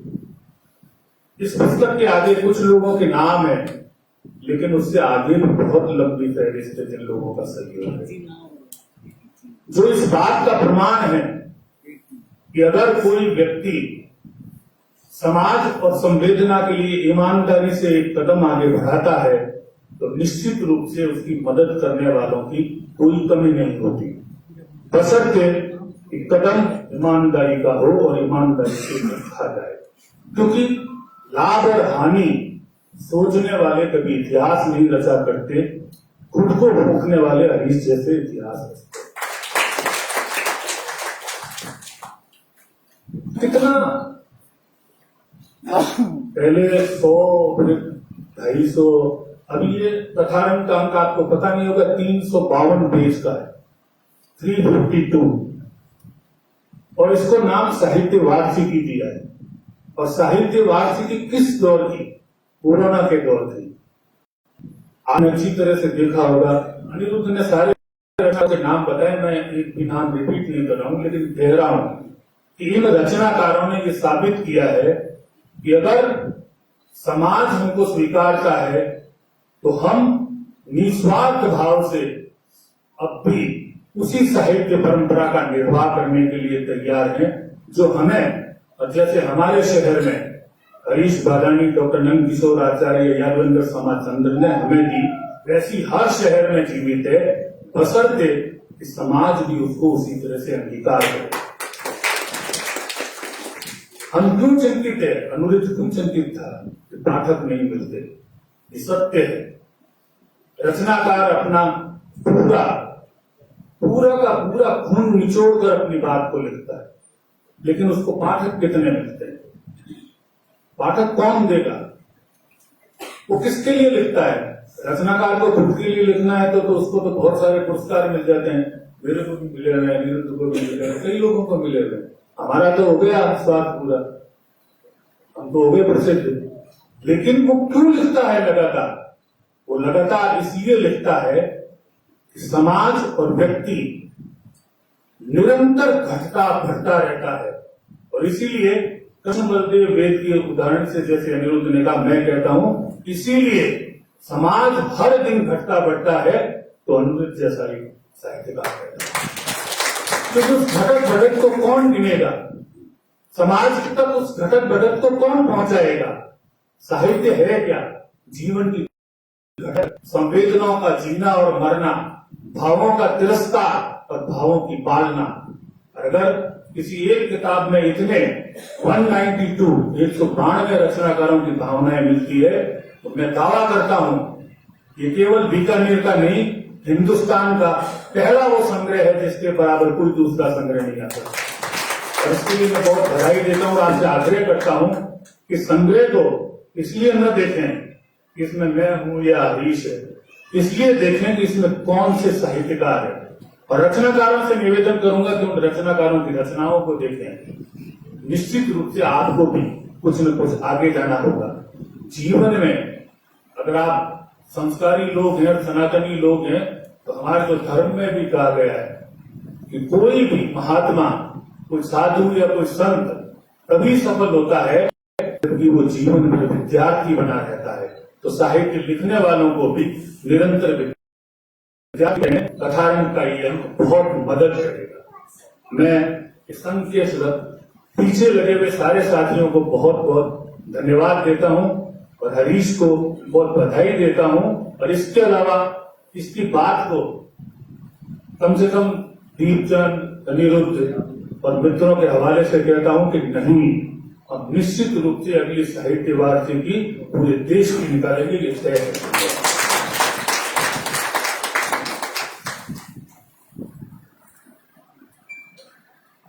संवेदना नहीं तो हम जिंदा लाशें हैं, और संवेदनाओं की अभिव्यक्ति ही लेखन है।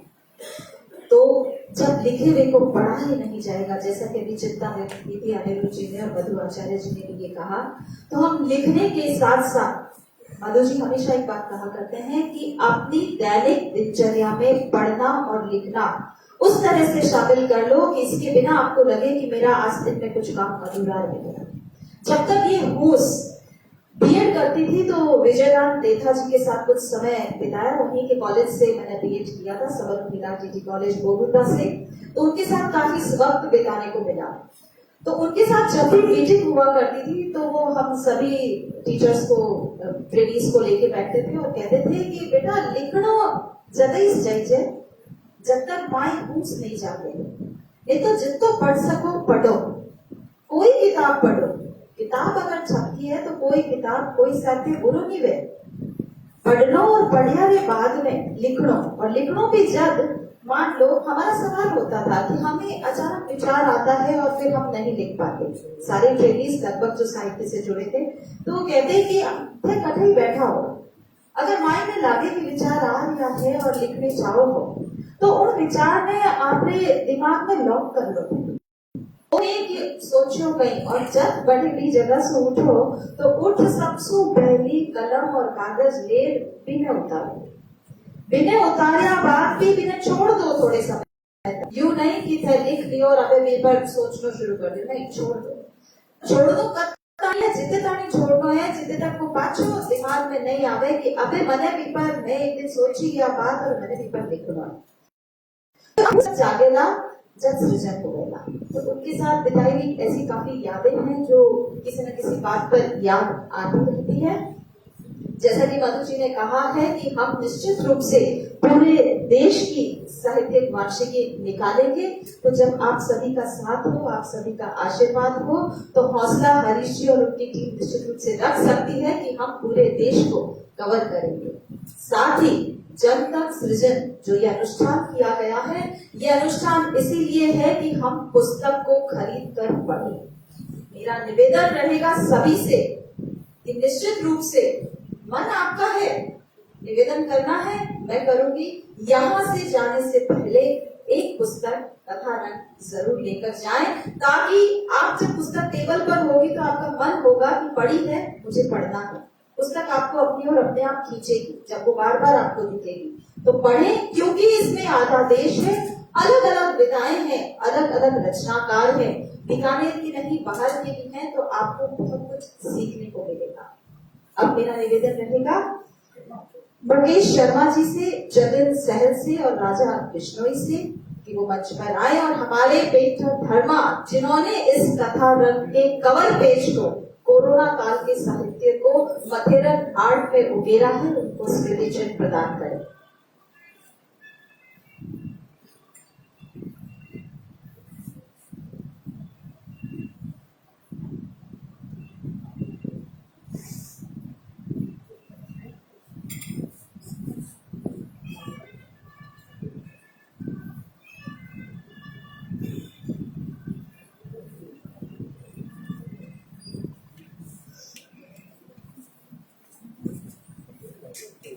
ये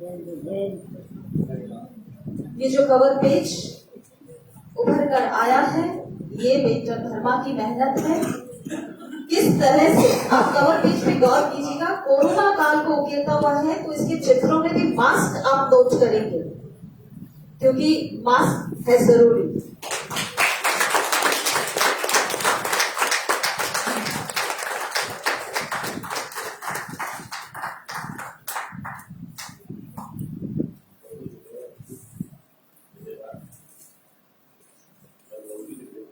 कितना खर्चा लगा, कहाँ कार्यक्रम होगा, कितना बचेगा, कितना लगेगा। जब मधु जी वैसा नहीं कह सके कि मैं ये सोचता हूँ कि हानि हुई तो आप तो बैठे ही हैं, तो हमारा तो पूरा विश्वास है रामकिशन जी पर। मेरा निवेदन रहेगा अध्यक्ष से संबोधन के लिए रामकिशन जी आचार्य माइक्रोफोन पर आए।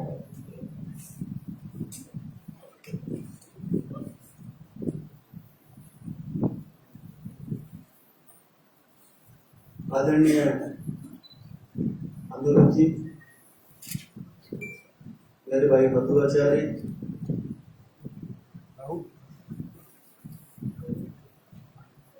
राजपुरोहित जी और आप सभी लोग इस कार्यक्रम में पधारे, सभी बंधुगण महिलाओं। आज इस सदन में क्या है कि दीपचंद जी का नाम उभर के आया और 3-4 लोगों ने दीपचंद जी का जिक्र किया। दीपचंद जी से ज्यादा नजदीकियां तो नहीं है, लेकिन इनके बहुत बड़े नित्य साथी थे शिवजी बटवा और एक है नंद किशोर जी आचार्य।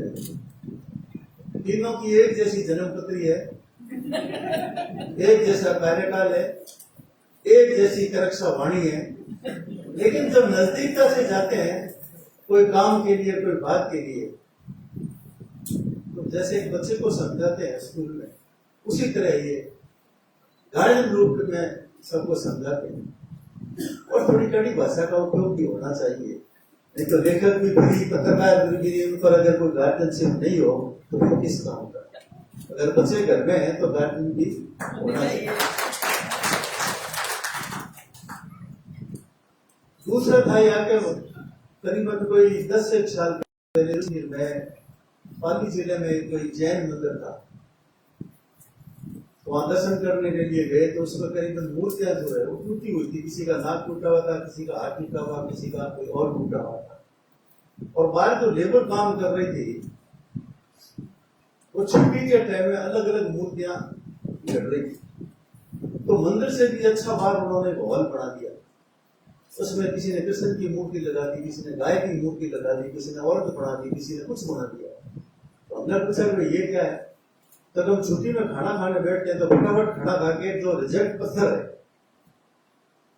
उसको तराश करके हमने ये हॉल जो है अलग अलग मूर्तियों से हमने बनाया है। आपने भी कोरोना काल में जो समय का उपयोग किया है और ये रचनाएं लिखी, इसलिए आप सब लोग धन्यवाद के पात्र हैं कि ऐसा समय फिर आपको तो नहीं मिले ये कोरोना काल जैसा, लेकिन आपको अच्छा समय मिले और उससे अच्छे समय का उपयोग आप घर के कार्यों में, किताब में ज्यादा लगावें, इससे समाज को बहुत दिशा मिलेगी। मधु जी, एक बात मैं कहना चाहता हूं कि मैं आपके क्षेत्र का आदमी नहीं हूं, लेकिन इस व्हाट्सएप में क्या है कि ये व्हाट्सएप ने सब किताबों का, दूसरों का क्या करना बंद करा दिया। और उसमें क्या आप भी ज्यादा से ज्यादा मांग लेते हो, हरी जी को कोई बात कहते हैं व्हाट्सएप करवा दो, दूसरे लोग भी कहते हैं व्हाट्सएप करवा दो। तो अगर ये व्हाट्सएप संस्कृति जो है वहां चल रही है, वो इससे ज्यादा चौगुनी चलेगी तो इस पुरखों को कौन पढ़ेगा? इस पर गंभीरता से विचार करना चाहिए। स्वामी रामदास जी कहते हैं कि ये किताबें आप घर में ले जाइए, अगर नहीं भी पढ़ते हो तो एक पेज भी अगर इसका खुल गया और वो आपके बच्चे ने पढ़ गया तो आपके बच्चे का संस्कार जो है वो बदल गया। लेकिन धीरे धीरे व्हाट्सएप पर ये मैसेज कर दो और कविता भी मैसेज कर दो, और तो फिर व्हाट्सएप पर 24 घंटा लगेंगे, बच्चों की किताब हाथ आएगी, औरतों के हाथ आएगी। इसलिए ज्यादा से ज्यादा जो है वो आप इस पर जोर लगाओ कि लोग इस किताब को ज्यादा से ज्यादा पढ़ें और ज्यादा से ज्यादा इसका उपयोग में लें। तभी क्या है कि अपने इस किताब छापने का है। अब मैंने पूछा कितना पैसा लगा, मैंने एक छोटा सा कोई काम किया, खबर भेज दी 3 पेज की, मधु जी को टेलीफोन करो, मेरा ध्यान रखना विकेट छापने जरूरी है। लेकिन इस किताब के लिए जी को कोई नहीं पूछता, कह रहे भाई 300 रुपए की किताब है, मुझे इसमें किताब लेनी है या मुझे इसमें क्या करना है, पॉकेट में तो सभी। आज इस कथा का रंग देख करके एकदम बढ़िया जो पेज छपा है तो बहुत अच्छा सुंदर कलर। पहले तो सिर्फ कथा कथा थी, अब रंग जो है ना इस फ्रंट पेज का आज ही जो मेरे पड़ोसी है मैंने उनको धन्यवाद उन्होंने बहुत अच्छा शैली में जो है वो कौन सी शैली अपने मंथेरण शैली उसमें उन्होंने किया। उसके बाद में भाई मधु जी के साथ जो भी हमेशा टीम भावना से काम करते हैं, तुलसी जी पिछले 15-20 दिन से पता निकाल रहे हुए थे, आज ही तुलसी जी को लिखा है, लेकिन तुलसी जी है और जब भी इन्होंने सहयोग कर रही है और जितने भी इनके कैमरा वाले इनका सब सिस्टम जो है वो सेट है, इसलिए बड़ा भागी नहीं करना। इस रंगमंच का सोच मैंने मधु जी से कहा कि मैं इनके एक कार्यक्रम में गया, कोई कुर्सी ला रहा है, कोई प्लेट ला रहा है, कोई लाइट के लिए ला रहा है, कोई माइक की व्यवस्था कर रहा है, दौड़ भाग पूरी चल रही है। मधु जी आपको तो एक सलाह, मधु जी ने कहा कि आप इसको भवन मत बनाओ, जीवन भवन मत बनाओ, एक ऐसा रंगमंच करो। मैंने जी को लाया, मैंने कहा नक्शा दे दो, कैसे बनाना है, बड़ा मैं दूंगा लेकिन नक्शा वगैरह सब जो है, क्योंकि मैं छोटा थका गुण प्रकाश सजनालय में कविता सुनने के लिए किताब के विमोचन में जाता था, तो 2-4 किलो भुजिया 1-2 कचौड़ी में काम चलता था, वही अखबारों में देते थे और 20-25 लोग उसमें इकट्ठे होते थे। आज धीरे धीरे इस किताबों के विमोचन का स्तर जो है वो ऑलरेडी सुधरा है, आपको कहीं जाने की जरूरत नहीं पड़ेगी। आप किताब लाइए, यहाँ बढ़िया तरीके से अपना आयोजन करिए। मैं 2-4 मित्रों से बात करूंगा इस संबंध में कि किताब आपने छाप दी, अब इसको कोई नहीं ले तो अब क्या करेंगे, अरे इसको घर में तो रखने से रहे, कहीं तो इसको निकालनी पड़ेगी जब इसका पैसा पूरा होगा। अब 300 रुपए इसकी रेट है, 300 रुपए भाई कोई 4 किताबें मिल जाए तो ठीक है, बाकी अभी इस किताब को कोई लेने वाला। एक दफे शुरू में जब बात थी तो गुरु आदरणीय गुरु जी ने कहा था कि यहाँ जितने भी लोग बैठे हैं ये कथा रंग की एक पुस्तक जो है वो आप पैसे से लेकर के जाए, कोई बिगड़ पैसे जो है वो किताब ये नहीं रहेगा। उनको 2-4 तो लोगों ने उसके बाद फिर वही, क्योंकि अपने यहाँ बीकानेर में गाते थे, यहाँ पुरानी कोई प्रदर्शनी लगती कोई और लगती, 200 रुपये का तेल जला देते, लेकिन पास के लिए दौड़ मधु जी मान पास अरे 200 रुपये में तेल बाढ़ दिया, गांधी गोलन खाएंगे 200 रुपये 20 रुपये तो यार 5 का खतरा बन गया। तो ये बीकानेर की परंपरा है, जब पर पैसा खर्च करना नहीं चाहिए, किताब जो है वो पैसे से लेकर पढ़ना नहीं चाहिए। खाना भी जो है होटल में किसी से रिश्तेदारी से करवा करके है, हमारे 5 आदमी आती है दवा दिया अभी का मेरी परंपरा है, दिवस से पैसा जिला है तो जगह भी लोग है कहीं थोड़ा यहाँ सहयोग करो ताकि चालता रहे, नहीं तो किताब में अगर बंद होगी, लेखक लिखना बंद कर दे, कविता जी की एक गाना बंद न तो कोई मनोरंजन हो सही, न कोई बच्चा न शिक्षा हो सही। ये वास्ते जितो भी है हमने वो देखी इतनी छपने की बात करी है, कई लोगों पे हिंदुस्तान का कितना 192 रचनाकार 22 प्रदेश में रचनाएं लिखी है, और बीकानेर खातर बहुत गर्व की बात है।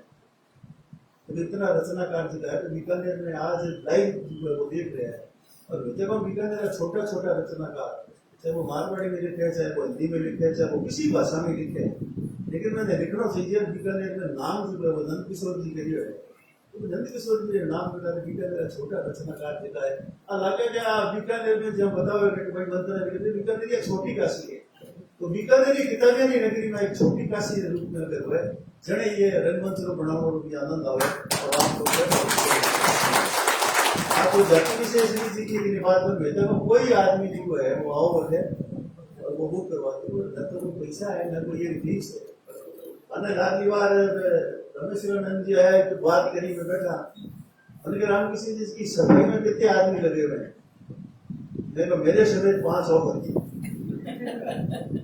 कैसे, मैंने कहा रंगमंच जब बुक होता है तो हम 3-4 लोग मिलकर के सुबह इसकी सफाई करते हैं। अगर सुबह अगर जल्दी होता है तो रात को इसकी सफाई करते हैं, ग्राउंड की सफाई करते हैं, तालाब की सफाई करते हैं। या कोई कर्मचारी नहीं, न तो कोई सरकारी है न कोई अर्ध सरकारी है, और ना हम किसी को पैसा देते। कार सेवा में हमारे 20-50 जो लोग हैं वो करते हैं।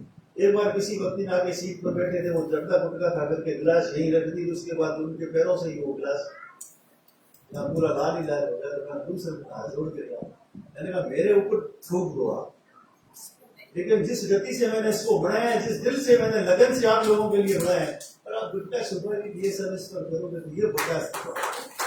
इसलिए आप हाथों में मैं कहता हूँ गुटका सुपारी जो आप बाहर खाओ, ये एक पवित्र जगह है, बाहर थूकने की जगह भी जो है बहुत है। सारी सुविधा आपको दे रहा हूँ, माड़ा समय सुविधा दे रहे हैं हम। अगर किसी के पास माड़ा ही नहीं है तो शिव जी की उतार के लाते हैं, क्या नाश्ता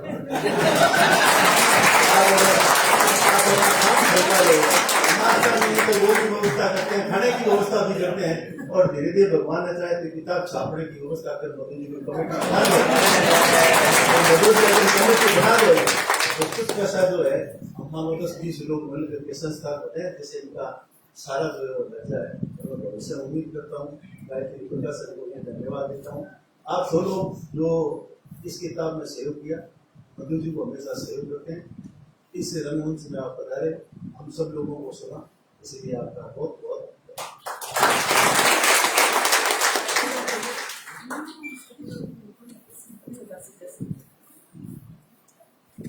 आपके लोकार्पण की व्यवस्था, भोजन की व्यवस्था के साथ साथ आज एक नई घोषणा और हो गई है कि किताब को छपवाने का भी अगर हो जाए तो मैं उसकी भी व्यवस्था कर दूंगा।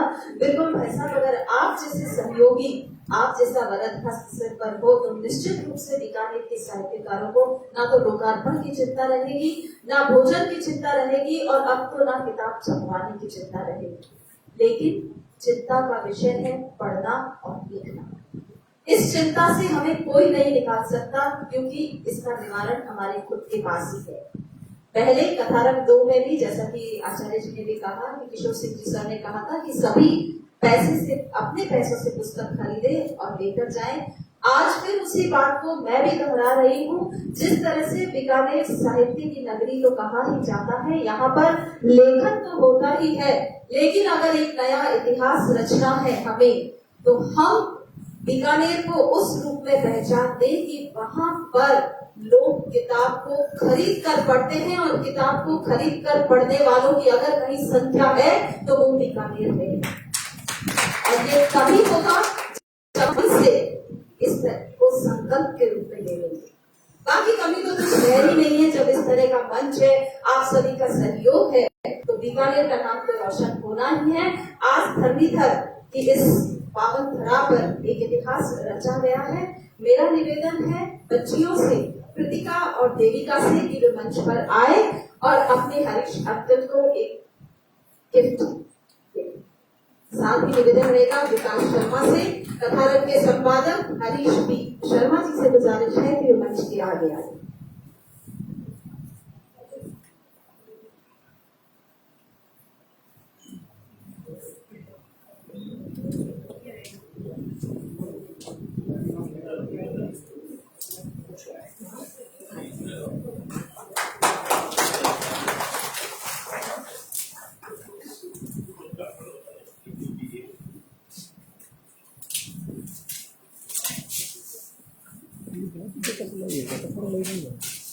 बिटिया सौरभ भी कृतिका के साथ मंच पर आ जाए।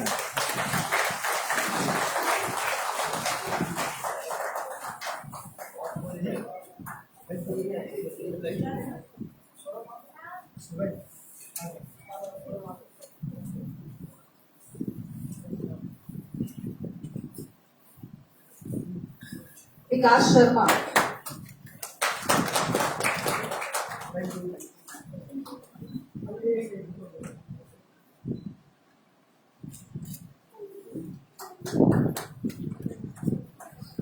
छोटा सा उपहार जिसे कह सकते हैं कि बेटियां भोजपुरी देवी का रूप, उनका आशीर्वाद सदैव बना रहे। कार्यक्रम अपनी समाप्ति की ओर है। आभार ज्ञापन के लिए मेरा निवेदन रहेगा न्यूमेरोलॉजिस्ट और अंक ज्योतिष न्यूमेरोलॉजिस्ट और body language specialist Kumar Ganesh से कि वे आभार ज्ञापन के लिए मंच पर आए।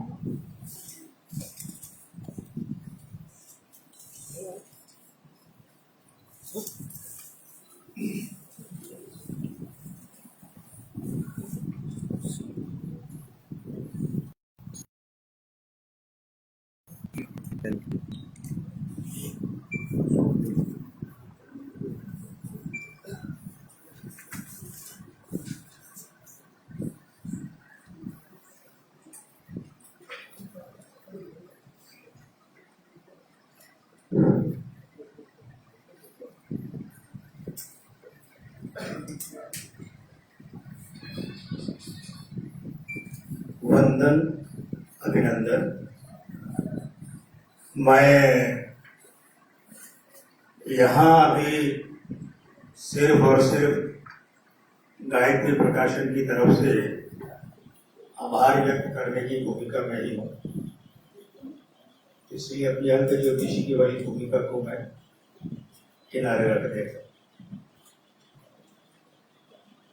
पहले ये मेरे पैर के छाले देख, पहले ये मेरे पैर के छाले देख, फिर मंजिल के उजाले देख। मुसीबतें आती हैं, संकट आते हैं, विपदाएं आती हैं, आपदाएं भी आती हैं, इनसे पार वो पा लेते हैं जो सर्जक होते हैं। गायत्री प्रकाशन के प्रतिनिधि के नाते मैं यहाँ हूं। गायत्री प्रकाशन इसके मुखिया की भूमिका में, सर्जक मुखिया की भूमिका में मित्र हरीश जी है, और मैं ये भी स्पष्ट कर दूं कि अब मेरे इस उद्बोधन के दौरान हरीश जी यहाँ पर सिर्फ और सिर्फ कथारंग के संपादक के रूप में ही है। ये इनकी भूमिका यहाँ तय कर देते हैं। मुसीबतें और विपदाएं तोड़ देती है। गायत्री प्रकाशन ने सोचा कि जिस विपदा ने पूरी दुनिया को ही तोड़कर रख दिया है, और चूंकि सच है ना, वो तो फिनिक्स होता है, अपनी ही आग में से फिर खड़ा हो जाता है। तो क्यों न ऐसा किया जाए कि इस विपदा काल में, समूची मानव जाति के लिए घोर संकट काल में जो सृजन हुआ है, क्यों न उसे इकट्ठा किया जाए।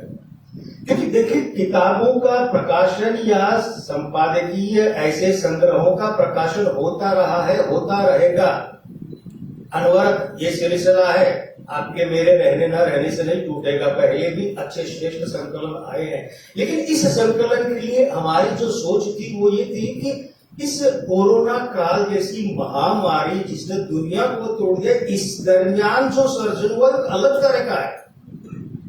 क्योंकि वो जो चाहे जिस किसी ने कविता लिखी है, गजल लिखी है, कहानी लिखी है, उपन्यास लिखा है, नाटक लिखा है, कुछ भी लिखो, साक्षात्कार भी अगर इसी दरमियान लिया जाएगा, ये तब की सोची जब हम तय कर रहे, तो साक्षात्कार में प्रश्नों के जवाब देगा। उस रचनाकार के दिमाग में इस माहौल के बीच में जिजीविषा का जो एक अंश मौजूद है वो बोलेगा। ये एक विशेष बात इस संग्रह के साथ है। और जो बात मधु जी ने कही कि इस संग्रह के मुकाबिल, इसके बराबर शायद हिंदुस्तान में कोई संकलन नहीं है, तो उसका कारण ये है कि इसमें उन रचनाओं को स्थान दिया गया है। हमारी सोच भी यही थी, उन रचनाओं को स्थान दिया गया है जिन रचनाओं ने कोरोना काल की महामारी में इंसानियत को, समाज को, संस्कृति को, सभ्यता को जिंदा रहना सिखाया। मित्रों, संसाधन गायत्री प्रकाशन के पास बेहद सीमित।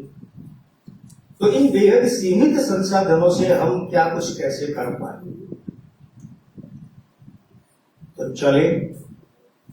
चलो पाँव में छाले भी आए, लेकिन उन छालों के बाद मंजिल के उजाला। आज यहाँ ये जो रोशनी है आप लोगों की, आभार 22 प्रदेशों का,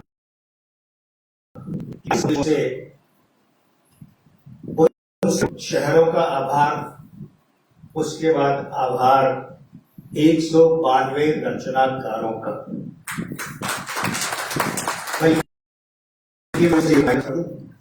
191 रचनाकारों का आभार, क्योंकि मैं इस मंच पर अपने लिए आभार व्यक्त कर नहीं सकता। मेरा सौभाग्य है कि गायत्री प्रकाशन ने मेरी 9 गजलों को भी इसमें स्थान दिया है। गायत्री प्रकाशन इस बात से अभिभूत है और आभार व्यक्त करता है मंचस्थ इन विभूतियों का। मैं किसी वरीयता के क्रम से बात नहीं कर रहा हूं, क्योंकि सारे अपने हैं और अपनत्व में तो जो जहां हाथ आ जाए वही ठीक है। भाई अनिरुद्ध उम्मत ने एक बात कही, उन्होंने कहा था कि हरीश का सपना मेरा सपना है, और मेरा सपना पूरा न हो भला ऐसा मैं कैसे सहन कर सकूं के भाव थे। बड़े भाई मधु जी, तो जिनके नाम में ही आशावादी है, तो भला उनके संसर्ग में, उनके पास जाने से, उनका आशीर्वाद लेने से तो आशा का ही संचार होना है। और दूसरी बात यह है आदरणीय मित्रों की, गायत्री प्रकाशन अगर ये कहे कि मधु जी का आभार व्यक्त कर रहे हैं तो संभवतः ये बहुत कम होगा। लेकिन क्या होता है कि कभी कभी औपचारिकता की मजा देती है। जैसे बड़े भाई का जन्मदिन होता है या बड़े भाई भाभी की या मम्मी पापा की भी शादी की सालगिरह होती है, उनका जन्मदिन होता है तो उनको भेंट देते हैं ना, तो कभी कभी औपचारिकता की मजा देते हैं। मैं रामकृष्ण जी आचार्य साहब, मधु जी, अनिरुद्ध उमट जी और किशोर जी की बनते हैं। हमारा परिचय तकरीबन 3 दशकों से है और मर भी जाएंगे या मरने के करीब पहुंचेंगे वर्षों बाद, वर्षों यही तब तक भी जो है किशोर और कुमारी रहेंगे, कभी न तो प्रौढ़ होंगे न कभी वृद्ध होंगे। मैं किशोर जी और आप तीनों चारों के लिए एक बात कहूंगा। गायत्री प्रकाशन साहिर लुधियानवी के ये बोल उधार लेकर आप चारों के प्रति आभार व्यक्त करना चाहता है। भाई अनिरुद्ध जी का भी ध्यान में चाहूंगा कि इतना हमारा अधिकार तो आपके प्रति है, बड़ा स्नेह हमेशा रहता है कि चेहरे पे खुशी छा जाती है, चेहरे पे खुशी छा जाती है। ये गायत्री प्रकाशन बोल रहा है। कुमार गणेश तो एक होंपू है यहाँ गायत्री प्रकाशन के प्रतिनिधि के रूप में। चेहरे पे खुशी छा जाती है, आंखों में सुरूर आ जाता है, जब तुम मुझे अपना कहते हो अपने पे गुरूर आ जाता है। कि गायत्री प्रकाशन के भाव आपके प्रति भले ही आप इन भावों को आभार का रूप से आदरणीय मित्रों, जब इतना बड़ा प्रयास करने का सोचा जाता है और इतने बड़े प्रयास के साथ हम जब आगे बढ़ना चाहते हैं तो भावनाओं को भौतिक रूप में ढालना, तो मैं उस क्रम में आऊं, वो आभार व्यक्त करूं। उससे पहले मैं इस किताब के कवर के बाद में अगर एक पृष्ठ उठा लिया जाए तो उसके बाद में जो पृष्ठ खुलता है वो पृष्ठ आपके सामने लाना चाहूंगा। उसके बाद में शेष आभार ज्ञापन करूंगा और मैं चाहूंगा, और मैं ही नहीं बल्कि मेरे यहाँ सामने मेरे साथ या मौजूद हर शख्स चाहेगा कि एक बार आप उस पृष्ठ पर जिस शख्सियत का चित्र उकेरा गया है, मैं उनसे कई बार कहता था भाई साहब इतना मीठा क्यों गाते हैं यार, आपको सुनने वालों को शुगर हो जाएगी।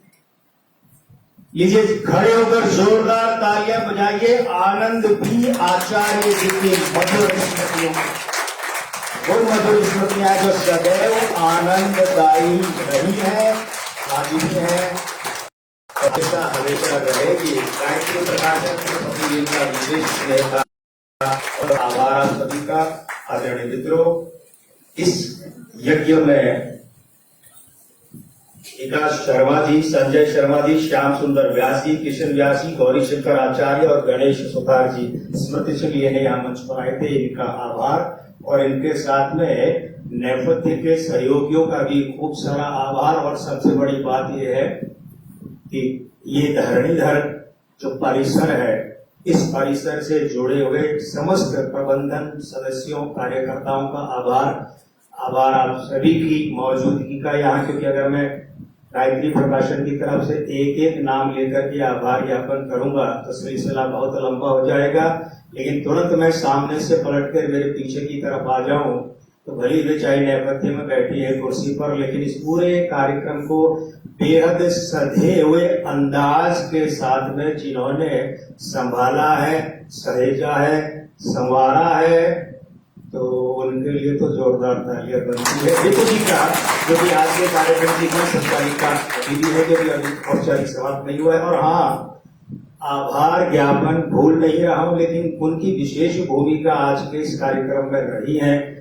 गायत्री प्रकाशन का उन्होंने अनुरोध स्वीकार किया और यहाँ पधारी, उन्होंने पत्र वाचन किया। बड़ा मुश्किल काम हो जाता है कि 192 अब तो 192 बोलूंगा, 192 रचनाकार जो है उनको पढ़ करके फिर उनमें से छांट कर, अब छांटा भी किस आधार पर जाए, सारे के सारे ही जो है वो मोती ही मोती है, भी मोती है। कहाँ के बसरे के होते हैं विश्व, बसरे के मोतियों से भी विश्व कीमती है ये तो। लेकिन फिर भी जिन्होंने मेहनत की और बड़े सधे हुए ढंग से यहाँ पर प्रवाचन किया, संजू श्रीमाली जी के लिए जोरदार तालियां, उनका आभार ज्ञापन करता हूँ। और अब मैं ये भी कहूंगा कि जो कार्यक्रम में शुरू से हमारे साथ है आप मित्र लोग, आपका भी आभार। जो कार्यक्रम में अधिक देरी से आए हैं, अधिक देरी से आए हैं या बहुत अधिक देरी से आए हैं, तो उनका उतना ही अधिक आभार, क्योंकि इस आभार के कारण हमें ये आशा ही नहीं बल्कि विश्वास है कि हमारे अगले कार्यक्रम में, प्रकाशन के अगले कार्यक्रम में वे कार्यक्रम के समुचित समय पर पधारेंगे। और हाँ मित्रों, इतना अवश्य आप सभी मंच और सामने आप सभी के ध्यान में पुनः ये लाना चाहूंगा कि गायत्री प्रकाशन का यह संकल्प है कि कथारंग, क्योंकि कथारंग है ना, ये कथा जो है मानवता की संवेदनाओं की कथाओं का रंग है। ये कथारंग अगला जो है इसका अंक साहित्य वार्षिकी मानकर चलिए। देश ही नहीं बल्कि देश की, हिंदुस्तान की सरहदों के बाहर के भी जो रचनाकार है उनकी भी रचनाएं हम इसमें लाएंगे। और साथ ही साथ में हम इसमें रेखा चित्र भी जोड़ना चाहते हैं, हम इसमें वृत्तांत चित्रण यात्रा वर्णन भी जोड़ना चाहते हैं, हम इसमें संस्मरण भी जोड़ना चाहते हैं। और हम ये भी चाहते हैं कि अच्छी प्रसिद्ध ही नहीं बल्कि अच्छी जीवनियों और आत्मकथाओं के अंश में भी हम प्रकाशित करें, ये भी हमारी कार्य योजनाओं में है। बस इसी तरीके से आपका साथ बना रहे। आज की अन्य व्यवस्थाओं के सभी सहयोगियों का बहुत बहुत आभार गायत्री प्रकाशन की ओर से।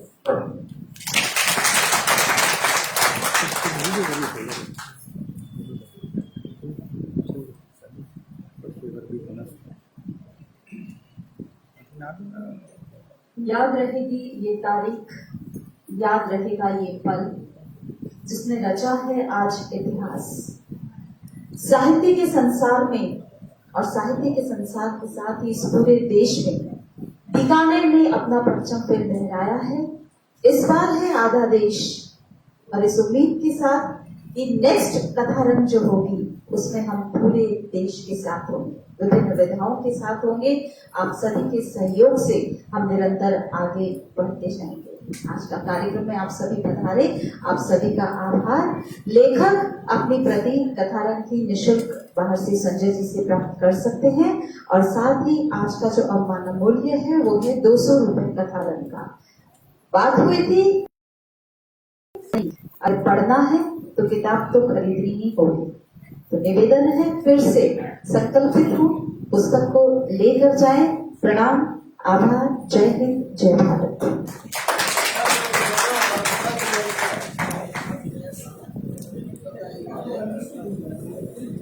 रामकृष्ण जी आचार्य साहब ने कहा कि बार प्रसाद की व्यवस्था है, तो सर अगर धनीधर आ गए हैं और आप यहाँ बैठे हैं तो हरीश जी ने सही कहा है कि ये तो अंडरस्टूड है कि प्रसाद को लेकर जाना ही है।